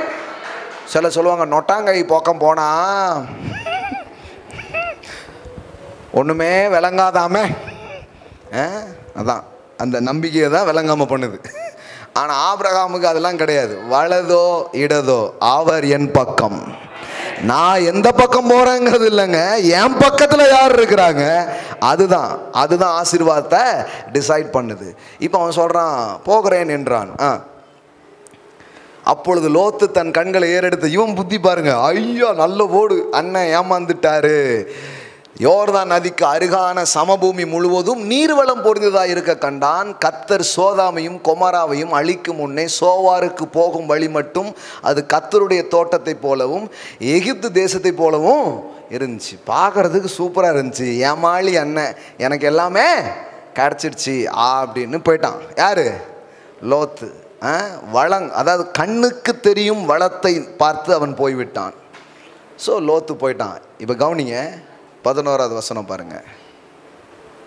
அப்பொழுது லோத்து யோர்தானுக்கு அருகான சமபூமி முழுவதையும் தெரிந்து கொண்டு கிழக்கே பிரயாணப்பட்டு போனான். இப்படி அவர்கள் ஒருவரை ஒருவர் விட்டு பிரிந்தார்கள். பைபிள் எங்கெல்லாம் அந்த கிழக்கை நோக்கி பயணம் வருகிறதோ அது ஒரு சிம்பிள், அது ஒரு அடையாளம், கதை முடியுதுன்னு அர்த்தம். புரியுதுங்களா உங்களுக்கு? ஆமாம், அது ஒரு பிபிலிக்கல் அடையாளமாக இருக்குது, கிழக்கை நோக்கி. ஏன்னா மனுஷன் ஏதேன் தோட்டத்தை விட்டு வெளியே வந்தோடனே அவன் எங்கே போகிறான்? அதான் தேவனை விட்டு பிரிந்து போவதின் அடையாள சொற்களாக அது இருக்கிறது. நான் லிட்ரலாக கிழக்கு சொல்லிடுறேன்னு நினைக்கிறேன். ஐயோ கிழக்க பார்த்து இன்னும் போகக்கூடாது போல் அப்படின்னு முடிவு, பாஸ்டர் சொல்லிட்டாரு அப்படி இல்லை. வேதாகம அந்த புரிதலில் கிழக்கு என்பது எப்படி அடையாளப்படுத்தப்படுகிறது அப்படின்னு பார்த்தீங்கன்னா, அது தேவனை விட்டு போகிறாரு அப்படின்னு அர்த்தம். புரியுதுங்களா? கிழக்க நோக்கி போகிறாருன்னு அர்த்தம். ஐயா தூரமாக கடவுளை விட்டு போகிறாரு அப்படின்னு ஒரு அர்த்தமாக அன்றைக்கு அது என்ன பண்ணப்பட்டது, பார்க்கப்பட்டது. சரிங்களா? இப்போ எந்த பக்கம் போனாலும் உங்களை ஆசீர்வதிக்கிறார். சரிங்களா? ஓகே. பிரயாணப்பட்டு போனான். இப்படி அவர்கள் ஒருவரை ஒருவர் விட்டு பிரிந்தார்கள். இப்போ விட்டு கொடுத்தது யாரு? ஆபிரகாம். இப்போ பாருங்க, ஆபிரகாம் கானான் தேசத்தில் குடியிருந்தான். லோத்து அந்த யோர்தானுக்கு அருகான சமபூமியில் உள்ள பட்டணங்களில் வாசம் பண்ணி சோதாமுக்கு நேராக கூடாரம் போட்டான். இப்போ கவனிங்க, இதுதான் ரொம்ப முக்கியம். விட்டு கொடுத்தான் இவன். ஆபிரகாம் என்னையா இது, நீ தானே கேட்டிருக்கணும், அவன் என்ன நல்ல இடத்த எடுக்கிறது? ஆபிரகாம் நியாயப்படி அந்த நல்ல இடத்த நீ தான் எடுக்கணும். அவன் யாரு? அவன் உன்னை நம்பி வந்தவன். போட்டும்பா அப்படிங்கிறான். யாரு? ஆபிரகாம். இப்போ வேத வசனம் பாருங்க, சோதாமின் அடுத்த வசனம் போடும் 14. லோத்து ஆபிரகாமை விட்டு பிரிந்த பின்பு கர்த்தர் ஆபிரகாமை, அப்பனா இந்த உரையாடல்ல இந்த கான்வர்சேஷனை யார் பார்த்துட்டே இருக்கிறா? ஆண்டவர் பார்த்துட்டே இருக்கிறாரு. லோத்து போன உடனே தலைவர் இறங்கி வராரு. இறங்கி சொல்றாரு, அப்பா உனக்கு என்ன வேணாலும் நான் தரலாம். இப்போ ஆபிரகாமை பார்த்து சொல்றாரு, உன் கண்களை ஏறெடுத்து நீ இருக்கிற இடத்திலிருந்து வடக்கே தெற்கே கிழக்கே மேற்கே நோக்கிப்பார். நீ பார்க்கிற பூமி முழுவதையும் உனக்கும் உன் சந்ததிக்கும் என்றைக்கும் இருக்கும்படி நான் கொடுத்து. ஆமென். நாம் கடவுளுடைய அன்பு நிமித்தம், கடவுளுடைய நாமத்தின் நிமித்தம் நாம் ஏதோ உறவுகளில் சில விஷயத்தை விட்டு கொடுக்கறதுனால கடவுள் சொல்கிறாரு, நீ எனக்காக உன் உறவுகளில் இதை விட்டு கொடுத்தபடியினால் எல்லையற்ற ஆசீர்வாதங்களை உன் மேலே நான் பொழிகிற தேவனாக நான் இருக்கிறேன். ஆமென். இதெல்லாம் புரிஞ்சுன்னா 5க்கும் 10க்கும் சின்ன சின்ன இடத்துக்கும் வச்சுக்கோயா, இந்த நான் கால் மிதிக்கிற எவ்விடத்தையும் எனக்கு தருகிற ஒரு தேவன் ஒருவர் இருக்கிறார். ஆமென். உன்னை விட பெருசு எதுவுமே கிடையாது. என் கண்ணு உன் மேலே இருக்குது, உன் கண்ணு இந்த மண்ணு மேலே இருக்குன்னா இருந்துட்டு போட்டோம். ஆனால் வானத்தையும் பூமியும் படைத்த ஒரு தேவன் ஒருவர் இருக்கிறார், அவர் என்னை ஆசீர்வதிப்பார். ஆமென். இப்போ பாருங்களேன், இவன் கோமாளி கிடையாது, ஏமாளி கிடையாது. அவனுக்கு என்னன்னா தேவன் தேவன். ஆனால் இவன் இந்த கண்ணுக்கு என்ன தெரியுது, பார்க்கறதுக்கு என்ன தெரியுது, அதில் வாழ்கிறான். அதனால தான் we are not walk by sight, we are walk by faith. நாங்கள் தரிசித்து நடவாமல் நாங்கள் விசுவாசித்து நடக்கிறவர்களாக இருக்கிறோம். ஆமென். இந்த லோத்து கண்ணுக்கு தெரியறத வச்சே அவன் வாழ்கிறான், அந்த இயல்பான ஒரு வாழ்க்கை. ஆனால் இவனுக்கு இயற்கைக்கு அப்பாற்பட்ட ஒரு வாழ்க்கை. நீ யோசிச்சு, எனக்கு ரொம்ப பிடிச்சது என்னன்னா அவன் லோத்து ஆபிரகாமை விட்டு பிரிந்த பின்பு, இந்த லோத் சொல்கிறோம் பாருங்க. இந்த லோத் அப்படிங்கிற வார்த்தைக்கு வெயில் அப்படிங்கிறது தான் மீனிங், திரை. சொல்லப்போனால் அவன் விலகினது திரை விலகினது போல். ஆமென். அப்படியே ஒரு புது ஆசீர்வாதம் உள்ள வருது பாருங்க. கர்த்தர் ஆபிரகாமை நோக்கி உன் கண்களை ஏறெடுத்து நீ இருக்கிற இடத்திலிருந்து வடக்கே கிழக்கே தெற்கே கிழக்கே மேற்கே அப்படின்னா எல்லா திசையும் சொல்லிட்டாரு, நோக்கிப்பா. நீ பார்க்கிற இந்த பூமி முழுவதையும் நான் உனக்கும் உன் சந்ததிக்கும் என்றைக்கும் இருக்கும்படி கொடுத்து உன் சந்ததியை பூமியின் தூளை போல பெருக பண்ணுவேன். ஒருவன் பூமியின் தூளை எண்ணக்கூடுமானால் உன் சந்ததியும் எண்ணப்படும். நீ எழுந்து தேசத்தின் நீளமும் அகலமும் அம்மட்டும் நடந்து திரி, உனக்கு அதை தருவேன் என்றார். அப்பொழுது ஆபிரகாம் கூடாரத்தை பெயர்த்து கொண்டு எபிரோனில் இருக்கிற மம்ரேயின் சமபூமியில் சேர்ந்து குடியிருந்து அங்கே கர்த்தருக்கு ஒரு பலிபீடத்தை கட்டினான். ஆமென். பாருங்க, கர்த்தரை நம்பி ஒரு மனுஷன் வாழும்போது உறவுகளில் கடந்து போராடுறது இல்லை, வச்சுக்கோங்க, பரவாயில்ல. அதனால் ஏமாளி கிடையாது, நான் கோமாளி கிடையாது. ஏன்னா இதை விட பெருசாக எனக்கு தர்ற ஒருத்தர் இருக்கிறார். ஆமென். என்னங்க பெருசா, என்ன பெரிய லேண்டு? கடவுள் ஏக்கர் ஏக்கரா உங்களுக்கு தருவாருங்க, ஏக்கர் ஏக்கரா தருவார். கிலோமீட்டர் கணக்கில் உங்களுக்கு தருவாருங்க, கிலோமீட்டர் கணக்கில் தருவார். ஆமென். நான் ஒரு சின்ன சில பூர்வீக சின்ன இடங்கள் சில அதெல்லாம் நான் காசு கொடுத்தே சில நேரம் நான் கேட்டு பார்த்துருக்குறேன். எங்கே சில நேரத்தில் அதுக்கு மனசு வராது பாருங்கள், எனக்கு கிடைக்கல சின்ன சின்ன இடங்கள். ஆனால் இன்றைக்கி பாருங்கள், நான் போய் பார்க்க முடியாத அளவுக்கு இங்கே அங்கே அங்கன்ட்டு தேவன் நிலங்களை என் கைகளிலே கொண்டு வந்து கொடுத்துருக்கிறார். ஆமென். இன்னும் எவ்வளோ ஏக்கர் வாங்குவோம், சொல்லப்போனால் ஒரு ஊரையே கட்ட போகிறோம் வாங்கி. ஆமென். பார்த்துட்ருக்குறோம், 100 ஏக்கர் 200 ஏக்கர் பார்த்துக்கிட்டு இருக்கிறோம். பெரிய ராயல் சிட்டி கட்டி, ஆலயத்தை கட்டி, ஜனங்களுக்கு நிறைய வீடுகளை கட்டி, அவன் என் நகரத்தை கட்டுவான். ஆமென். சிட்டியே பில்ட் பண்ணுவோம் நாம. ஆமென். கடவுள் ரொம்ப பெரியவருங்க. இந்த மாதிரி ஒரு இருதயம் இருக்கும்போது நீங்கள் தரித்திரம் இருக்க முடியாது, நீங்கள் குறைஞ்சி போகவே முடியாது. சும்மா போயா வச்சுக்கோ. அவனுக்கு அதெல்லாம் ஒரு பெரிய விஷயமே தெரில. கர்த்தர் பார்க்குறாரு, அவன் போகிற வரைக்கும் வெயிட் பண்ணிட்டே இருக்கிறாரு. ஆசீர்வாத பேக் வச்சுக்கிட்டு ரெடியாக இருக்கிறாரு. லோத்து போன உடனே ஆபிரகாமே அப்படின்னு எடுத்துகிட்டு உள்ளே போயிட்டார். இவன் கொடுத்தது இத்தனையோ உண்டு, அவர் பேக்காக கொண்டு வந்து உள்ளே கொட்டிட்டு போயிட்டார். உனக்கு தான் வச்சுக்கோ அப்படின்ட்டு. இதெல்லாம் ஒன்ட்ட தான் ஆபிரகாம் இருக்கணும். இந்த பொருட்களை விட உறவு தான் முக்கியம் நீ நினச்சப்பாரு, அந்த எண்ணத்துக்காகவே உன்னை ஆசீர்வதிக்கிறேன் அப்படின்ட்டார். ஆமே. சும்மா ஏதோ பெருசாக இருந்தாங்கன்னு நினைக்காதீங்க, எண்ணங்கள் பெருசாக இருந்துச்சு, அதனால தான் வாழ்க்கை ரொம்ப பெருசாக இருந்துச்சு. ஆமே. காசு பணம் எல்லாம் தேவை, ஆனால் அது தேவன் உங்களுக்கு தருவார். அதுக்காக ஒரு மனுஷனை நீங்கள் வருத்தப்படுத்தணும், கஷ்டப்படுத்தணும், பிழியணும்னு அவசியம் கிடையாது. நான் கர்த்தரை நோக்கி பார்க்குறேன், என் கண்களை அவருக்கு நேராக ஏறெடுக்கிறேன். கர்த்தரே எனக்கு தருவார், கர்த்தரே எனக்கு தருவார், ஏக்கர் கணக்கில் தருவார். சம்டைம்ஸ்லாம் பாருங்கள், லேண்ட் எவ்வளோ வச்சுருக்காங்க பாருங்கள், அதெல்லாம் நடந்து போயெல்லாம் பார்க்க முடியாது, வண்டி கிண்டிலாம் வேணும். சில பேருக்குலாம் பார்த்தீங்கன்னா அப்படி தான் இருக்குது. இங்கே சார் வண்டியில் ஏறுங்க, இங்கேருந்து அங்கே வரைக்கும் அப்படியே போய் கிலோமீட்டர் கணக்கில் வச்சுருக்காங்க. ஏக்கர்லாம் இல்லை, கிலோமீட்டர் கணக்கு. இங்கேருந்து ஒரு 10 கிலோமீட்டருக்கு நம்ம இடம் தாங்க அப்படிங்க. எப்படி இருக்கு பாருங்க. நான் சொல்கிறேன், கர்த்தர் அவ்வளோ லேண்டை உங்களுக்கு கொடுப்பார். இன்னைக்கு மாலையில் இந்த வார்த்தையை கேட்குறவங்களுக்கு சொல்ல, அநேக நிலங்களை தேவன் உங்களுக்கு தருவார். ஆமேன். ஆமாம், அநேக வீடுகளை நீங்கள் கட்டுவீர்கள். ஆமேன். வீடு வாசல்களை உங்களுக்கு தருகிற ஒரு தேவன் ஒருவர் இருக்கிறார். ஆமேன். கர்த்தர்கிட்ட கேளு, கர்த்தர்கிட்ட கேளு. யாக்கோபில் வாசிக்கிறோம், ரொம்ப அழகான ஒரு வார்த்தை. அப்படியே ஜப நிலையிலே அதை கேளுங்க. என்ன அருமையான ஒரு வார்த்தை பாருங்க. ராக்லாமா ஷாத்தாரா போஷே கே டேலே மன் தோரோ மோ கோலாபாரா நேன் தோரபோ ஷேக்லே மா காராபா ஷாகேலே ப்ரோகோ தாராபோ ஷாந்தே ரேபேலேரே. 4ஆம் அதிகாரம் 1வது வசனம் பாருங்க. உங்களுக்குள்ளே யுத்தங்களும் சண்டைகளும் எதினாலே வருகிறது? உங்கள் அவயங்களில் போர் செய்கிற இச்சைகளினால் அல்லவா? நீங்கள் இச்சித்தும் உங்களுக்கு கிடைக்கவில்லை, நீங்கள் கொலை செய்தும் பொறாமை உள்ளவர்களாயிருந்தும் அடையக்கூடாமல் போகிறீர்கள். நீங்கள் சண்டை பண்ணியும் யுத்தம் பண்ணியும் இதெல்லாம் பண்றீங்க, ஆனால் ஒன்று மட்டும் பண்றதில்ல, நீங்கள் விண்ணப்பம் பண்ணாமல் இருக்கிறதினால் உங்களுக்கு சித்திக்கிறது இல்லை. நீங்கள் சண்டை பண்ணி யுத்தம் பண்ணிலாம் பண்ண வேண்டியதில்லை. நீங்கள் கரெக்டாக அவர்கிட்ட கேட்டீங்களாலே போதும், கர்த்தர் அதை உங்களுக்கு செய்கிறவராய் அவர் இருக்கிறார். நீங்கள் தேவனை நோக்கி, நீங்கள் தப்பான விதத்தில் கேட்க வேண்டியதில்லை. கர்த்தரை நோக்கி, கர்த்தாவே எனக்கு லேண்டு வேணும், எனக்கு வீடுகள் வேண்டும், எனக்கு செல்வங்கள் வேண்டும், எனக்கு உயர்வுகள் வேண்டும், அதற்காக நான் உங்களை நம்புகிறேன், அதை எனக்கு தர நீர் வல்லவர்.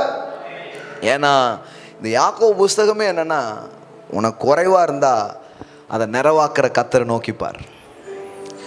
உங்களில் ஒருவன் எதில் குறைவுபட்டாலும் அவரை நோக்கி பார்க்க கடவன், யாவருக்கும் சம்பூர்ணமாய் கொடுக்கிறவர். ஆமேன், ஆமேன், ஆமேன். நமக்கு இல்லைங்கிறதுனால தான் போட்டி, பொறாமை, சண்டை. ஆனால் ஒருத்தர் தராருன்னா அதெல்லாம் ஒழிஞ்சு போயிடும். எல்லாம் போடும். அவர் தாராருங்க, எனக்கு அவர் தாரார். அதனால தான் யோசேப்பு வந்து தன் சகோதரர்களுக்கு கூட சிறந்ததை தூக்கி கொடுக்குறான். ஏன்னா நீங்கள் என்ன தந்தீங்க? தீமையை தந்தீங்க. ஆனால் அவர் நன்மையை எனக்கு தந்தார். நீங்கள் தந்ததை உங்களுக்கு நான் திருப்பி தர விரும்பலை, அவர் தந்ததை உங்களுக்கு திருப்பி தர விரும்புகிறேன். அவர் நன்மைகளை எனக்கு தந்தார். ஓ ஷாகாரா போ ஷாந்தே ரேபே லே க்ரோபாலாரா. ஹல்லேலூயா, ஹல்லேலூயா. ஆண்டவரே, இன்னைக்கு இந்த சமூகம் சார்ந்த அதே நேரத்தில் சில சத்தியங்களை நாங்கள் சிந்திக்க, ஏன்னா சத்தியம்தான் எங்களுக்கு விடுதலையை தரும். ஒருவேளை இப்படிப்பட்ட விஷயம் இருந்தாலும் சத்தியத்தை நீங்கள் அறிவீர்கள், சத்தியம் உங்களை விடுதலையாக்கும் என்று எழுதியிருக்கு. அதனால் சில புறையோடி போன சில ஜாதிய எண்ணங்கள், புறையோடி போன வரதட்சணையின் சிந்தனைகள், புறையோடி போன உறவுகளை விட சில பொருட்களையும் இதையும் ரொம்ப பெருசாக நினச்சி வாழ்க்கையை வாழாமல் போகிற அப்படிப்பட்ட எண்ணங்கள் இன்னைக்கே அது மாறட்டும் சுவாமி, அது உடையட்டும் இயேசுவின் நாமத்தினால. ஒருவேளை இப்படி ஆபிரகாமை போல, யாக்கோபை போல எங்களை எழுப்புவீராக. இன்னும் எங்கேயோ எதிர்பார்த்துட்டு இருக்காம எனக்கு கர்த்தர் செய்வார் என்று எதிர்பார்ப்பது, அதுபோல ஏசாக்குள்ள யாக்கோபுக்குள்ள கொடுக்கறதுல ஒரு போட்டி நடந்துச்சு. அந்த மாதிரி போட்டிகளை நான் பேசுறேன். அந்த மாதிரி சில கொடுக்கிறதுல முந்திக் கொள்கிறதை, அப்படிப்பட்ட ஆவியை நான் கட்டவிழ்க்கிறேன் இயேசுவின் நாமத்தினாலே. I realize that spirit, Father, right now. பரமபிதா நடாத நாற்றுகள் வேரோடு பிடுங்க போடுவதாக இன்னைக்கு ஒரு புதிய நாற்று நடப்படுவதாக, புதிய ஆவி ஊற்றப்படுவதாக. நியூ மேன், இரு திறத்தாரையும் ஒன்றாக்கி ஒரு புதிய மனிதன் சிருஷ்டிக்கப்பட்டது போல அந்த புதிய மனிதனையும் புதிய ஆவியையும் நான் பேசுறேன். I declare in Jesus name. Rahanama shaka baraka la baraka taralara re broko la bara sate re beleko tarabala baralara. Thank you Lord Jesus. Thank you Lord Jesus. இந்த மாலை வேளையில் நீங்க கிரியை செய்கிறதற்காக நன்றி. இந்த மாலை வேளையில் எங்கள் இருதயங்களில், எங்கள் வாழ்க்கையில் நீங்க கிரியை செய்கிறதற்காக நன்றி. எங்கள் உறவுகளுக்குள்ள கிரியை செய்கிறதற்காக நன்றி. எங்க வாழ்க்கைக்குள்ள நீங்க கிரியை செய்கிறதற்காக நன்றி. சில சூப்பர் நேச்சுரல் ஷிஃப்ட், இந்த சூப்பர் நேச்சுரல் சேஞ்ச் நீங்க கொண்டு வருகிறதற்காக நன்றி. உம்மை உயர்த்துகிறோம், உம்மை உயர்த்துகிறோம். எங்கள் எண்ணங்கள் உயரட்டும், எங்கள் வாழ்க்கைகள் உயரட்டும் என்று ஆசீர்வதிக்கிறோம் சுவாமி. உறவுகளுக்குள்ள சந்தோஷத்தை தாங்க, ஒற்றுமைகளை தாங்க, நிம்மதியை தாங்க. அற்பமான காரியங்களால் உடைந்து போன உறவுகள் சீர்படுவதாக, இணைவதாக.